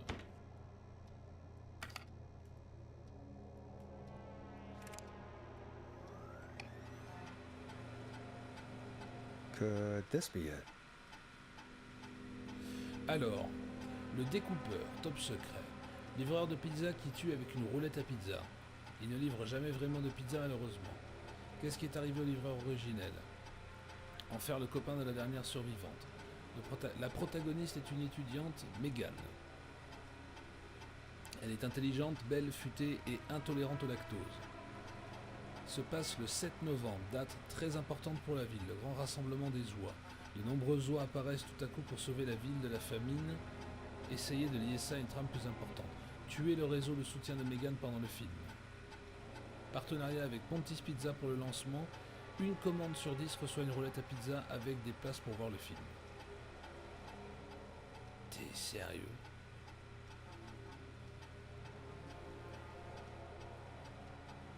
Le 7 novembre, donc en notation américaine, ça donne le... Attends que je re-regarde. 11,07. Oui, c'est parce que c'est de la notation américaine.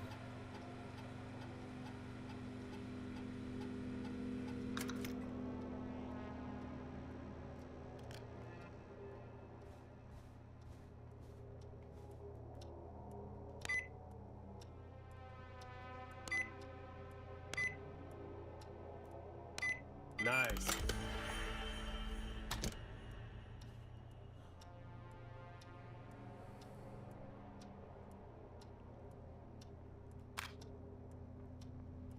Ouh, attends, il y a du potin sur tout le monde là?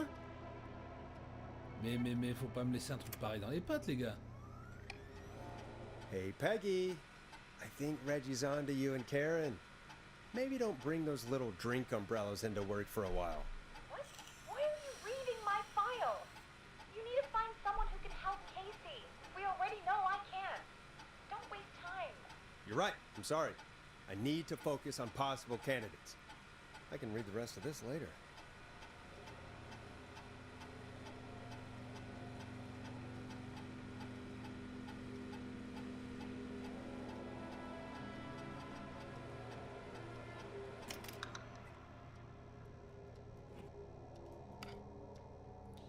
Attends, avant que je continue sur les disquettes.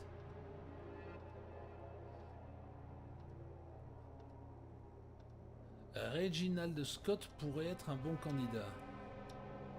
Forrest Nash, non. Hedges John. Karen Lawson. Carter Bradley. Dommage. Il y est pas, le copain. Allez, Karen Lawson.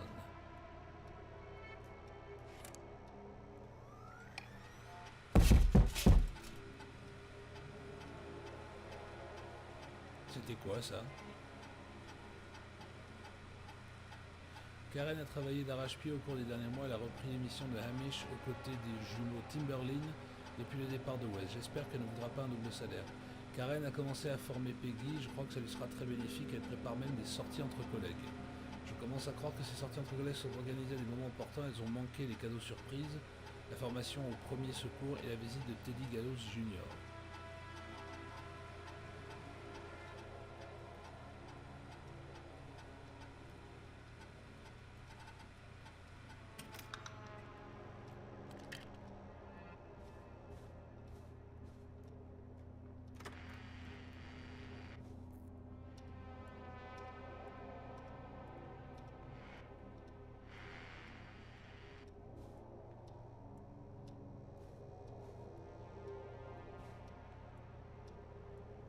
Hey, Peggy, you there? Yeah, I'm here.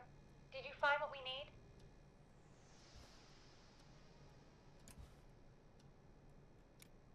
I got the safe open, but I'm not sure what I'm supposed to be looking for in these files. We need to know who can do first aid, and we need them to be close to Nancy Drive. Anything further away than a street or two is probably too far. Anyone who ticks those two boxes is our best bet. Got it. I'll take another look at the files. I'll let you know when I find something, or don't. Nancy Drive, c'était où ça?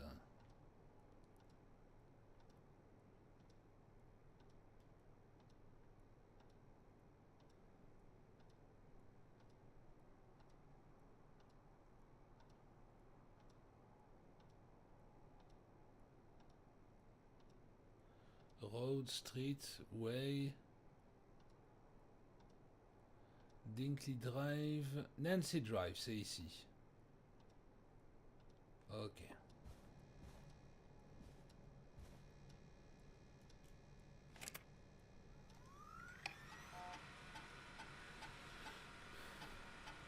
Il vit à Nancy Drive. John a refusé de collaborer avec le maître secouriste pendant le cours. Je sais qu'il était médecin en temps de guerre, mais tous les employés de la station devraient participer. John prétend posséder du matériel médical qu'il a emprunté à l'armée à la fin de son service. J'ai demandé à John d'arrêter de manger les échantillons gratuits que Brad reçoit pour ses critiques. Il a dit qu'il arrêterait comme les 3 dernières fois. C'est antipatriotique de réprimander un vétéran. Ouais, ok, lui c'est le candidat parfait là. Hey, Peggy, you there? Yeah, I'm here. Did you find what we need? I think I know who our best bet is to help Casey and Jason. All right, good work. Who should I... Hello? Is anybody there? Please pick up. Casey, I'm here. What's wrong? Jason started going pale. I tried to get him to rest, but he just threw up everywhere. What's happening? What do I do?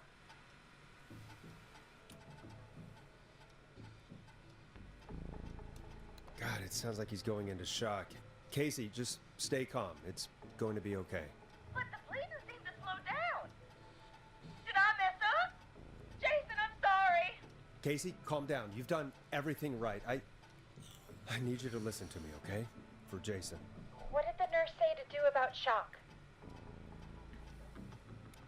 Casey, I need you to elevate Jason's legs. We need to get the blood flowing to his vital organs. Got it. Jason, stay with me. I'm just gonna move you. This might hurt. Okay. I propped his legs up on some boxes. I'm looking at my notes. We need to get Jason as warm and comfortable as possible. Do you have anything you could use nearby, Casey? Yeah. I still have some laundry next to me. I'll wrap him in some blankets. Just give me a second. Sorry.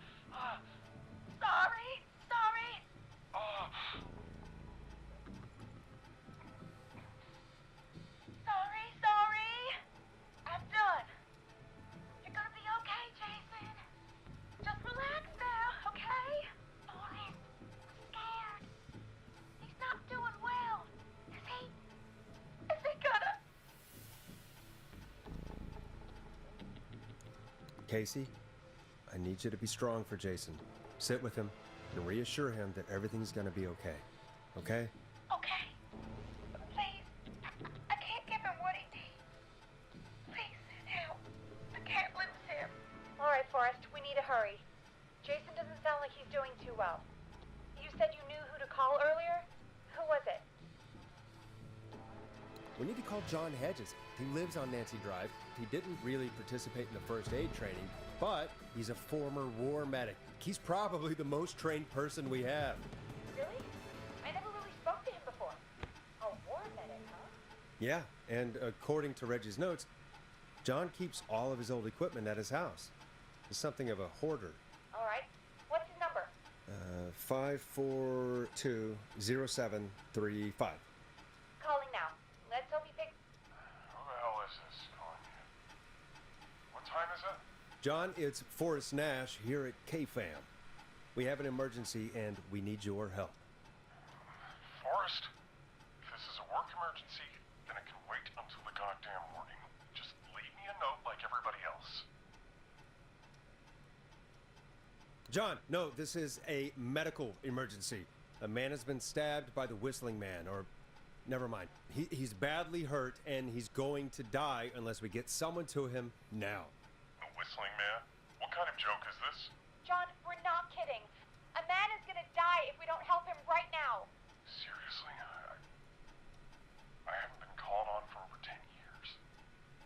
Where's the patient? What's his condition? He's at 25 Nancy Drive. I think we got his friend to stem the bleeding, but he's gone into shock. He's passed out right now. You say he was stabbed? Do you know the extent of his injuries? From what we were told, he has 2 major stab wounds. One to the stomach and one to the leg. The knife is still in his leg, and the stomach wound is open. Understood. Let me grab a few supplies and I'll head right over. Damned if he dies on my watch. Thank you, John. We'll let him know you're on your way. Good luck. Hello, Casey. Are you there? How are we doing? Bad. Jason seemed really weak and then just started thrashing. What about now? Is he still thrashing? He's passed out. Please tell me you found someone to help. Casey, help is on the way. My colleague will be there soon. You hear that, Jason? Someone is coming. You're gonna be just fine. Just hold on for me, okay? Just hold on. Come on. Hello, Casey. This is John Hedges. I'm here about Jason. Please let me in. I'm guessing that's Jason there. Casey, I'm gonna need your help. Forrest, Peggy, don't you two worry. We've got this from here. Okay. Forrest, we'll call you back later. I have to go now. Good luck, everyone. God, I hope he's gonna be all right. And with that, the show moves on. We're sending our best wishes to Jason. Well, after all that excitement, I think we could use some music. Come back upstairs when you're ready.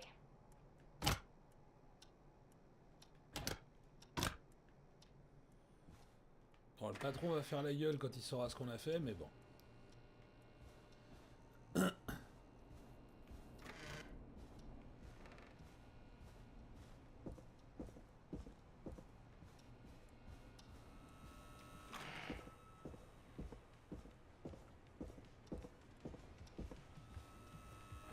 It's getting pretty late. This might be your last break for the night, so try to enjoy it. Give me a buzz when you want to go back on air.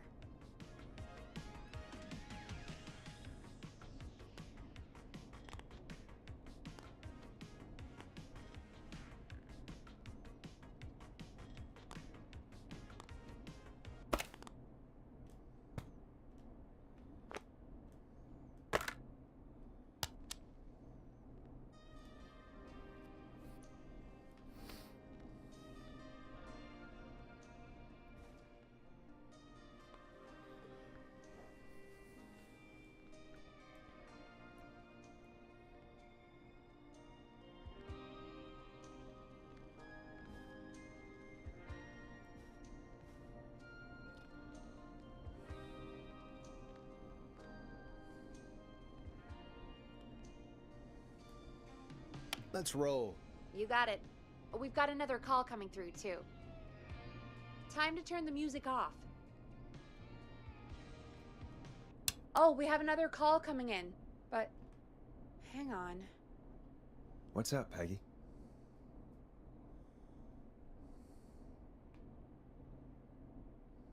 Peggy? You're gonna want to take this call off the air. Who is it? Just do it. All right, folks, it's time for another track. Here's one to help you sit back and relax. We'll be right back after this.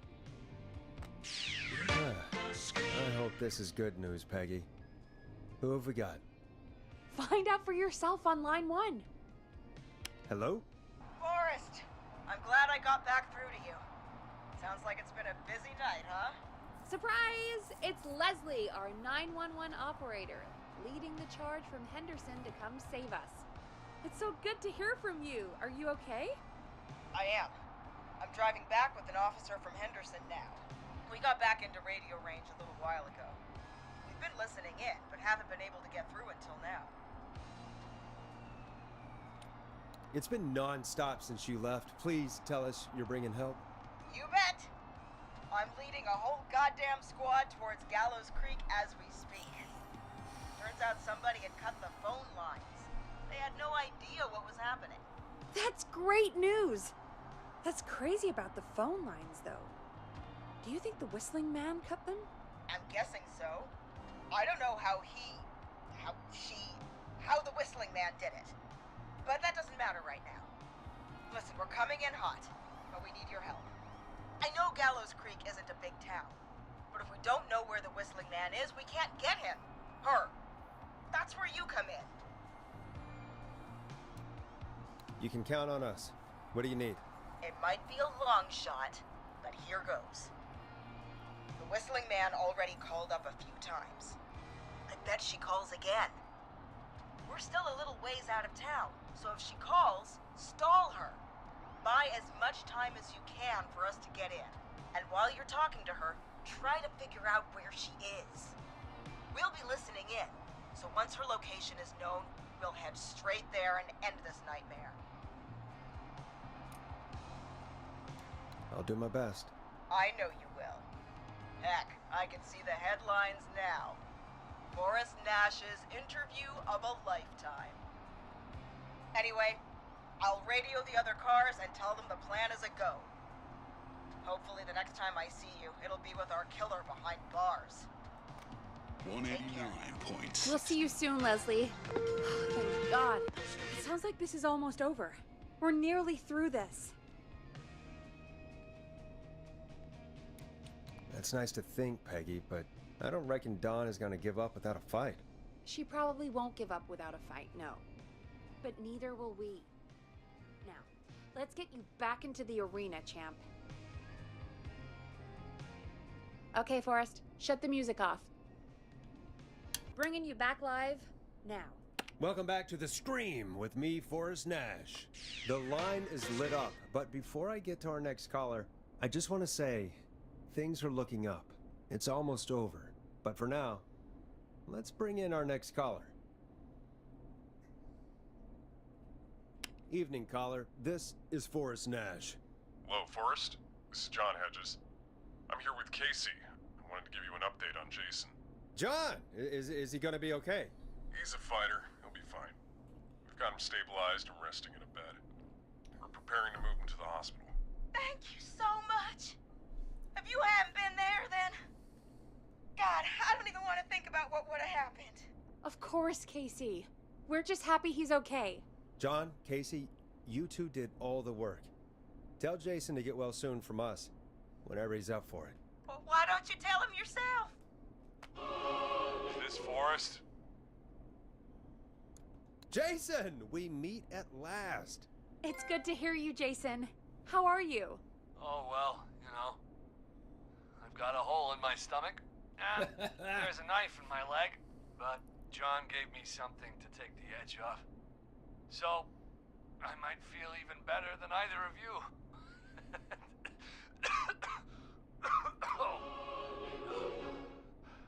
Take it easy until you get to St. Gabriel's. I will.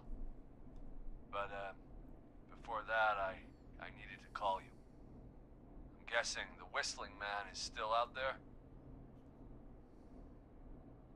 Yep. As far as we know, anyway. I was worried you'd say that. God damn it. Actually, I'm glad you called. I wanted to talk to you about what happened earlier. Go for it. Casey said when you were attacked, your assailant said something like, "It's not so funny now." Do you know what they meant? I do. I've heard that voice every day in my head for almost 20 years. Every day? Does the killer live in Gallows Creek? No, not exactly. Hey, guys, I'm really sorry, but there's a call on the other line. I just need to make sure we don't have another situation brewing. You fill Jason in on what happened. I'll be right back. Forrest, have you ever heard of somebody called George Barrow? The boy who drowned? Sounds like everything's finally coming out now. It's been tough to hold it all in. Sounds like you've been holding back about something awful, Jason. Allez, I'm part of déballez la the reason vérité. my best friend is dead, Forrest. And the few who knew about it said if I ever said anything, I'd find myself in jail. For a long time. It was hell. And then the town just moved on. Like he'd never existed.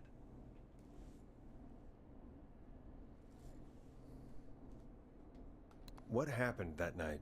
I went along with the stupid prank, that's what. Whistling night. Some of the guys on the football team had an idea for a way we could haze the newcomers. We decided to plan a party in the woods and have the Whistling Man crash it. It was stupid. We each had a role. I was the stabbed friend. At the party that night, I left the group for a second. Met our Whistling Man.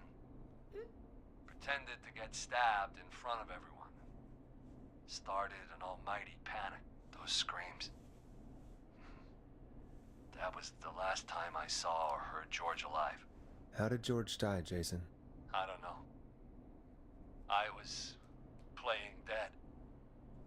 But when I heard her scream... Her? Yeah. George's girl. Do you remember who she was? Yeah. He called her Bean. I heard her again tonight, Forrest. Her name was... What? What happened? Are we still on air? No, we're not. Seems like the power is completely gone. How do we get it back on? I don't, we can use the emergency generator down in the basement. Reggie picked it up a while ago in case we ever needed to do an emergency broadcast. An emergency broadcast? Emergency? You know, nuclear war, alien attack, broadcasting a serial killer's location to the cops so we can end this nightmare. Fair point! It's in the storage area in the far back corner, up on the wall. You might have spotted it earlier when you were digging around. Le chat est très angoissé. It'll have a big red button. Just press that. See you when you're back.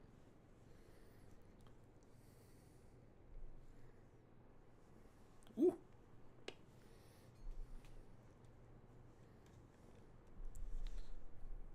Oui. Mais ça suffit. Allez, installe-toi. Alors, comme vous pouvez le voir, j'ai un chat très sauvage. Très très sauvage. Ce que vous entendez dans le fond, c'est lui qui ronronne. Hein. Qu'est-ce que tu essayes de faire?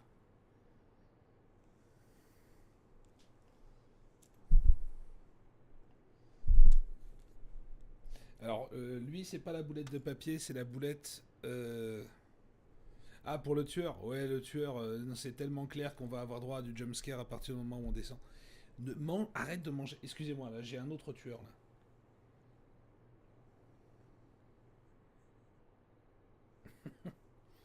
Allez. Direction le sous-sol où on va bien évidemment se faire attaquer.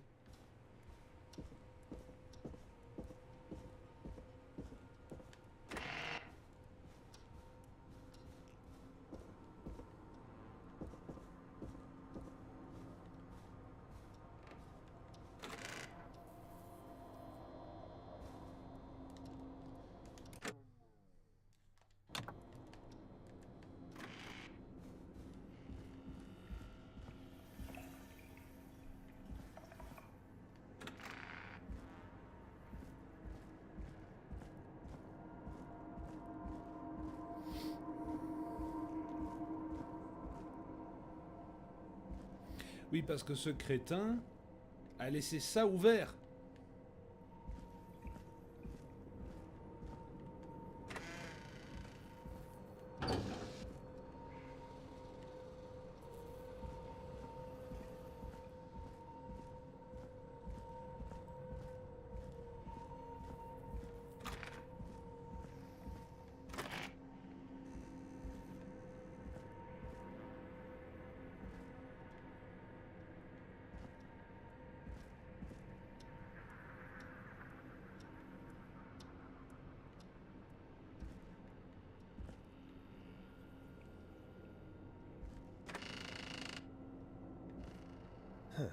Far back corner. Why is this station so big?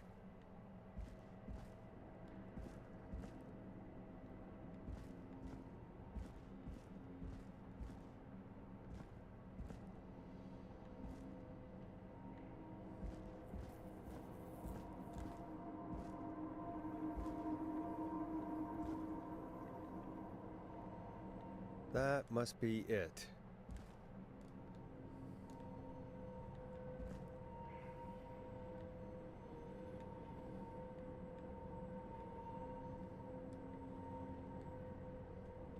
Boom! We've got power.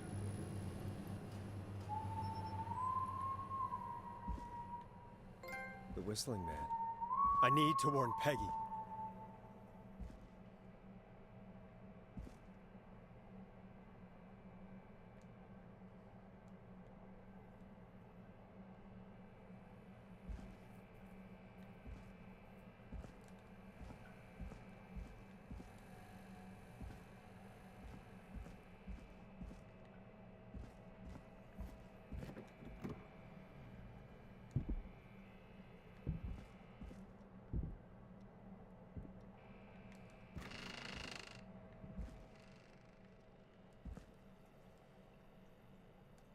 Peggy, are you there?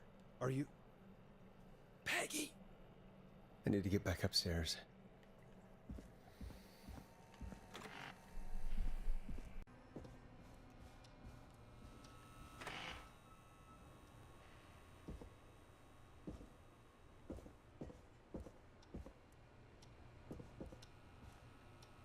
Oh no. Peggy! Where'd you go?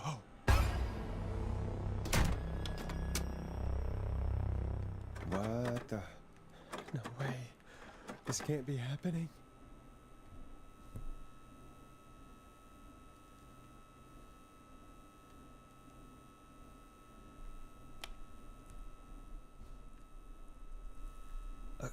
A call.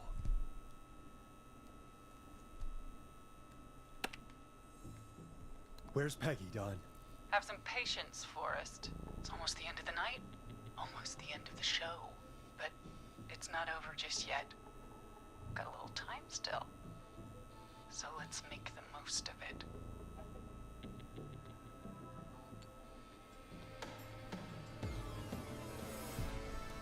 All right, let's.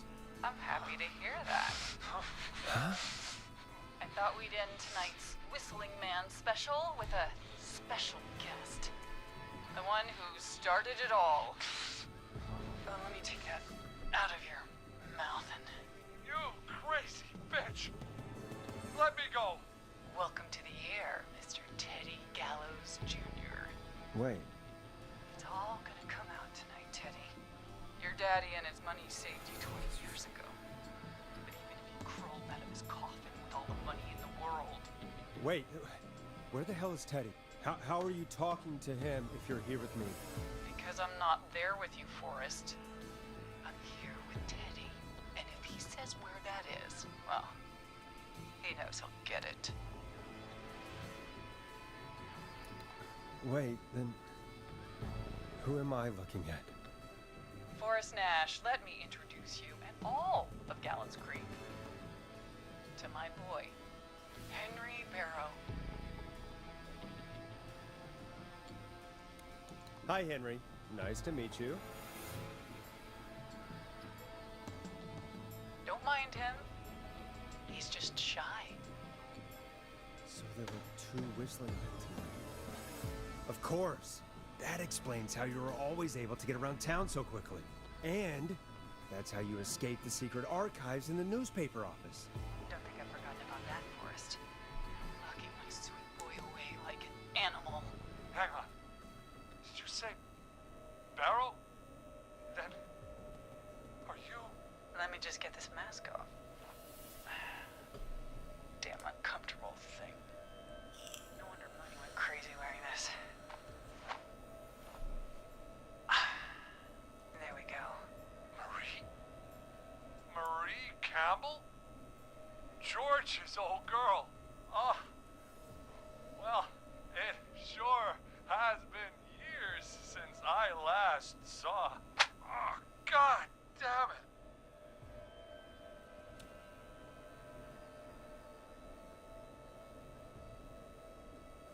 Marie Campbell? So, not Dawn, huh? No, not Dawn. What are you going to... Everyone's Eh, gonna j'ai pas know oublié, on now va la what faire poser. Teddy did. He killed George that night. This night. 20 years ago. Listen to me. You... You're gonna talk when I talk to you. And not a moment before. Meanwhile, Forrest, I'm gonna give you the chance to talk. You're gonna help me reveal what really happened to George all those years ago. Why should I help you? Why should I play any part in this? Because I think you believe in justice. You think this is justice? You have no goddamn idea, Forrest. These people you've been trying to save, they were all in on it. They all knew George was murdered, but... Murdered? Listen,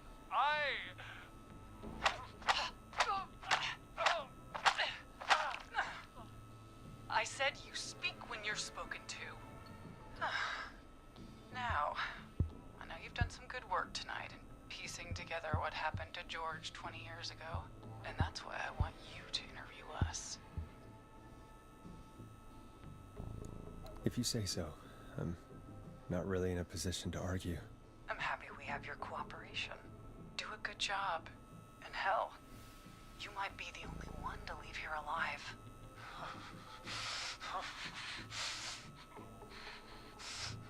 I need to drag this out. If I can buy Leslie time to get back to Gallows Creek, and if I can find out where Marie is, then this can end. Teddy, we'll start with you. Just, talk me through what happened that night. How did it start? how would I know? It was 20 years ago.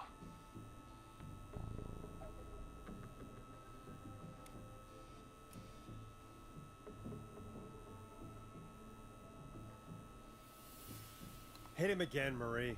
Oh, what the hell? God damn it. Okay. Our first team party was coming up. And when I saw the date it was scheduled for, I had an idea for a way we could prank the new guys.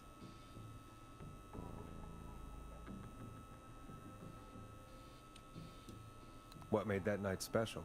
That was the night Mooney went missing. We couldn't pass it up. I was just surprised no one had ever thought to do it before. Wait. You mean this was the first whistling night? Keep talking, Teddy. We went up near Whistling Point.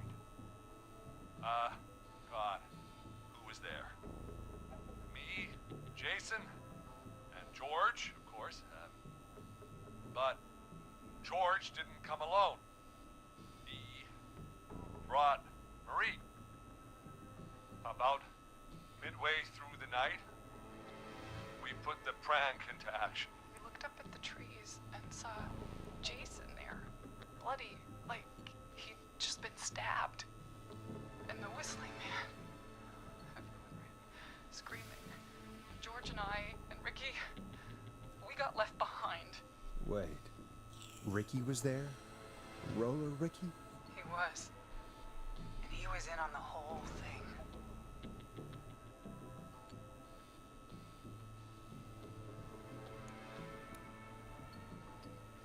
How do you know that Ricky was in on it? Teddy and Ricky were as close as anybody. I can't believe for a second that Ricky didn't know the plan. I never told... Damn it! If Ricky had told us, if he just told us, he and George would both be alive still. Well, if Ricky weren't dead, we could have heard his side of the story.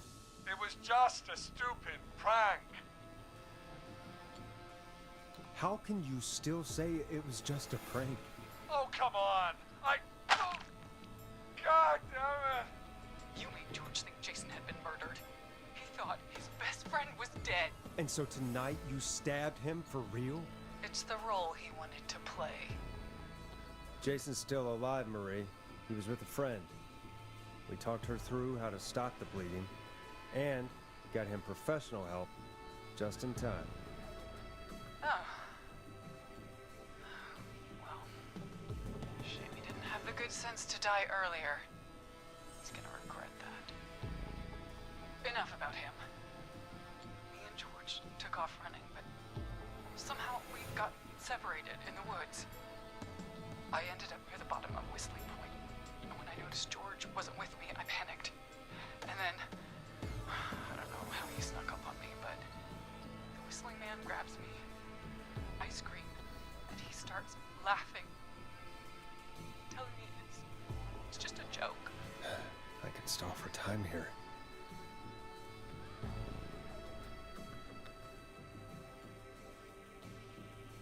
Who was it, Marie? Who was the Whistling Man? I suddenly recognized it was Chuck. Chuck Brody was the Whistling Man, laughing away. But then he stops, and he's looking up at the top of Whistling Point. What was he looking at? Teddy, what happened next? Nothing. I mean, it was just... Teddy? George fell off Whistling Point. Why'd he fall, Teddy? He just... You pushed him. You were up there. You were dressed as the Whistling Man too, and I didn't push him, God damn it! I just chased him up there, and he kept backing up. When I saw he was about to go over, I reached out. That's what you saw. you liar. It's not my fault. He didn't know it was a joke. If he'd had any brains, he would have realized. Ugh, you bitch. No one's going to believe this. After all you did.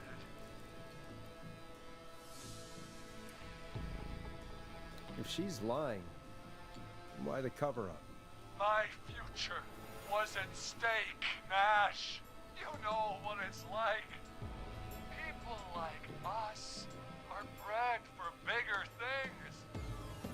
I'm going to be the mayor of this town, Forrest. And then governor.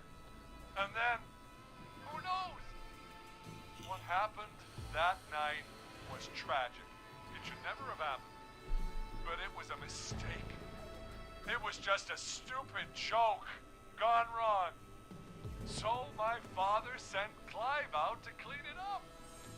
Why should a blip ruin my future? George was a blip? He wasn't a blip, Marie. His father covered it up from there. I searched for George's body all night, but Sandra found him the next morning while out jazz running. she found him in the river, but she lied about that to protect Teddy. She said something about her rent going up, unless she... Teddy, did your father own Sandra Sharp's dance studio? It's Gallows Creek, not Sharp Creek. I'd answer the question if I were you, Teddy. Yes, okay. We own most of the town. That's it then. Your father was going to run her out of business, unless she lied and said she found him in the reservoir instead of the river. What my father did in nothing to do with me. The false reports.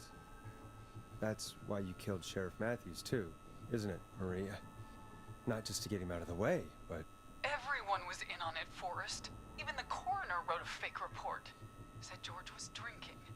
That he just got himself into trouble. And... I saw. I'm sorry. For all it's worth, Virginia didn't have much of a choice. She had a sick sister whose treatments she couldn't afford. She played along with the gallows to save her sister's life. And her own. Even still, she should have told the truth. I did my part. I tried everything I could think of. I even went to the newspaper, but no. That coward killed the story. We'll take care of Maurice Russell later. When will the killing end, Marie? End? When does it end? You can't kill the world. This has to stop sometime. It has to. Never should have started. He shouldn't have pushed my George on the cliff. He should have been punished. It's coming to a stop. At least for now. Here, where George and I first met, before he joined your football team, was right after he shot the winning throw. Wait a sec. You're at the football field. Jesus Christ! Forrest, you idiot! We're in the gym at Gallows Creek High! I told you not to do that. Wait! He's dead too now, isn't he? He is. Anyway, I think that about wraps up the interview with Teddy. So... Marie? Where? Oh my god. Peggy! Teddy! Peggy, it's been so long since I've seen your face. I worried you wouldn't come. And here I was, thinking you'd forgot me. I'd never forget my own sister. Sister? Peggy, what's happening? Why are you even there? Wanna explain, Peggy? Oui, Piggy. Earlier, while you were speaking to Jason, I got a call. Do you remember? Well, it was from Dawn. She said that my sister Marie was there that night George died, and that I should come to the gym for a reunion. And when you walked in, you found out. That my sister is the Whistling Man. Good to see you too, Peggy. Why didn't you tell me any of this? She said that it was my last chance to see my sister. I knew if I told you, you'd try to stop me or come with me when we need you on the radio. And I just... I'm sorry. This has to be a lot for you. I just... What happened to you, Marie? You just disappeared one day. Disappeared? I was thrown out, Peggy. I begged Mom and Dad to do something about what happened that night, but did they care? No. Stay quiet. They only cared when they learned I'd been with George. And Marie, I'm so sorry. I never knew. it's not your fault. Really, it's Mom and Dad I should be seeing right now. But since they're dead and gone, well, I'll have to settle for the next best thing.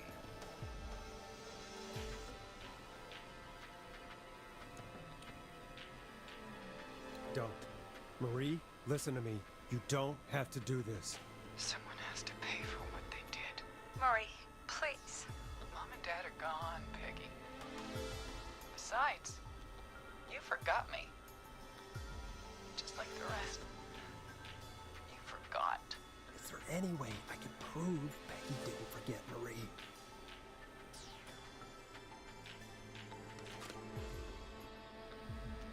Marie, Peggy never forgot about you. Keep your mouth shut. She kept a card from you.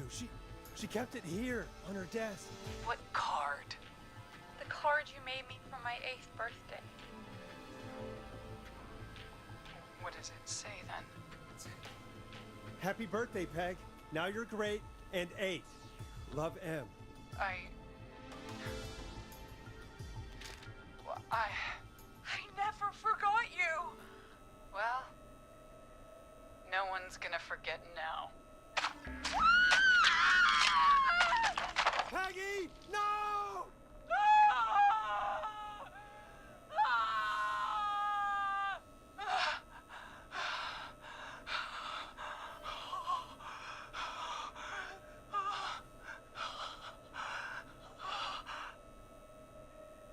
Henry, kill him.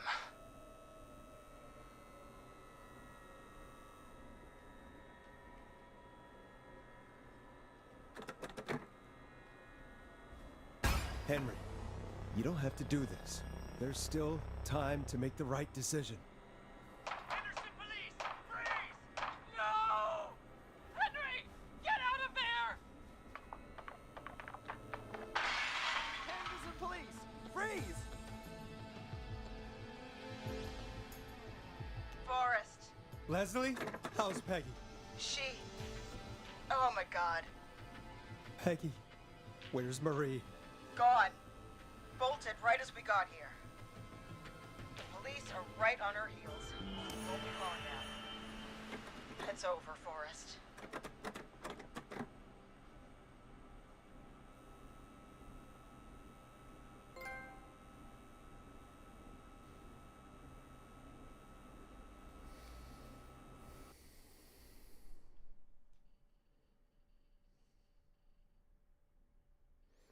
Bon, j'imagine qu'on va voir les stats.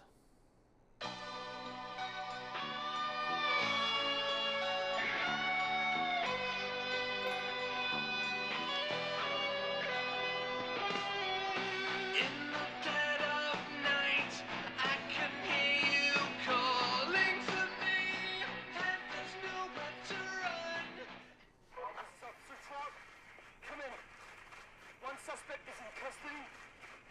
Trail the other suspect into the nearby woods. And you won't let me go. Oh no, here in the darkness, I've got this feeling, it's growing strong.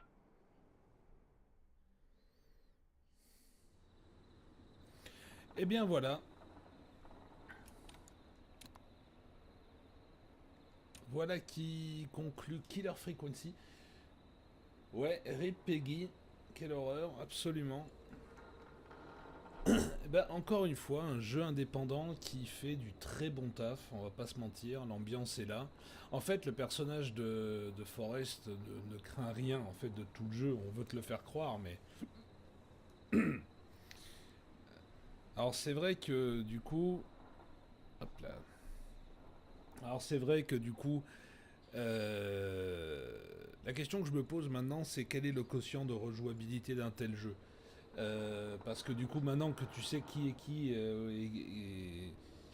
qui va avec qui est le frère de qui, c'est vrai que la question se pose, mais je pense qu'une nouvelle partie en essayant de sauver le plus de monde possible, en mode rush, ça pourrait être intéressant. Le jeu a plein de mécaniques géniales. Vraiment, les mécaniques du jeu sont intéressantes. Alors c'est vrai que c'est... Bon, c'est vrai que tu ne restes qu'à un seul endroit, tu bouges jamais de la station de radio, mais ça se découvre de façon tout à fait logique. Ah, d'accord, je crois que j'ai un chat qui joue avec quelque chose. Mais du coup, c'est vrai que la narration est très bonne. Alors, il y a une incohérence majeure. Il y a une incohérence majeure dans le jeu.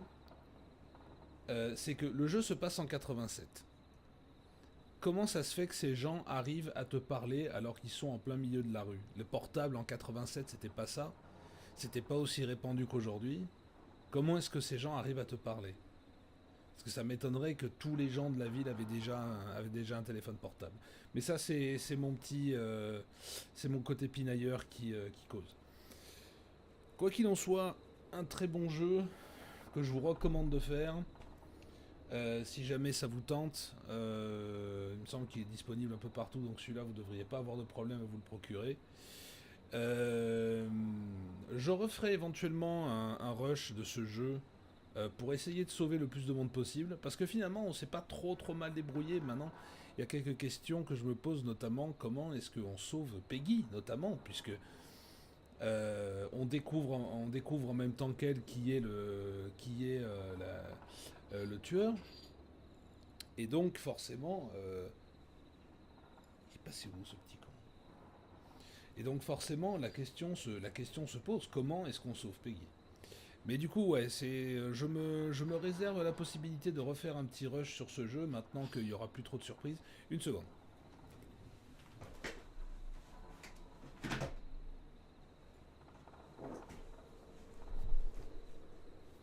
Voilà. Et donc voilà, je me réserve la possibilité de refaire un petit rush sur ce jeu à l'occasion. Qui se passe très bien en plus, avec la possibilité limite de troller tout le monde au téléphone avec les boutons d'accessoires. Je suis sûr qu'il y a un truc à faire avec ces accessoires, avec les sons que le jeu nous donne, mais bon, quoi qu'il en soit, il est 23h43, restez connectés. Bah oui, c'est ce que je me disais aussi. Ça avait l'air de très bien se passer. Peut-être que Peggy fait partie de ces personnages qui vont invariablement mourir. On se la refera à l'occasion éventuellement. On se refera une run en mode boss rush pour voir si on peut effectivement sauver tout le monde. Il est 23h44 désormais. Je vais laisser la place aux prévisions météo, ensuite à la bourse, je déconne. Je vais vous laisser apprécier le reste de votre soirée. Je vous dis à très bientôt.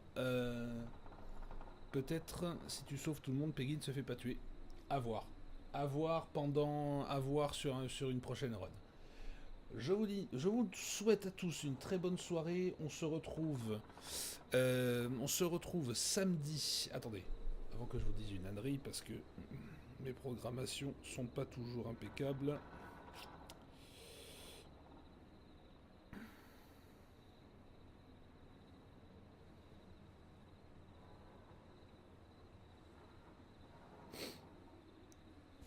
Le 14 décembre.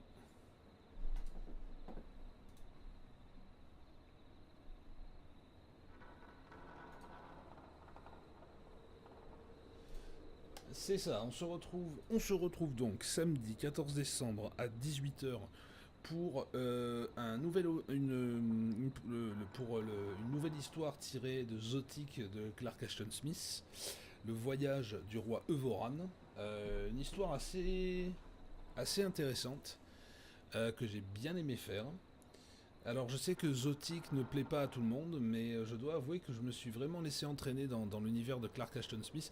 On m'a demandé plusieurs fois, mais quelle est la chronologie? Comment est-ce que ça se tient? Il n'y a pas de chronologie.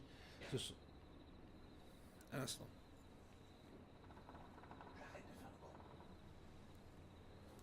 Ce sont simplement des histoires indépendantes qui existent dans le même monde et qui se rejoignent de temps à autre.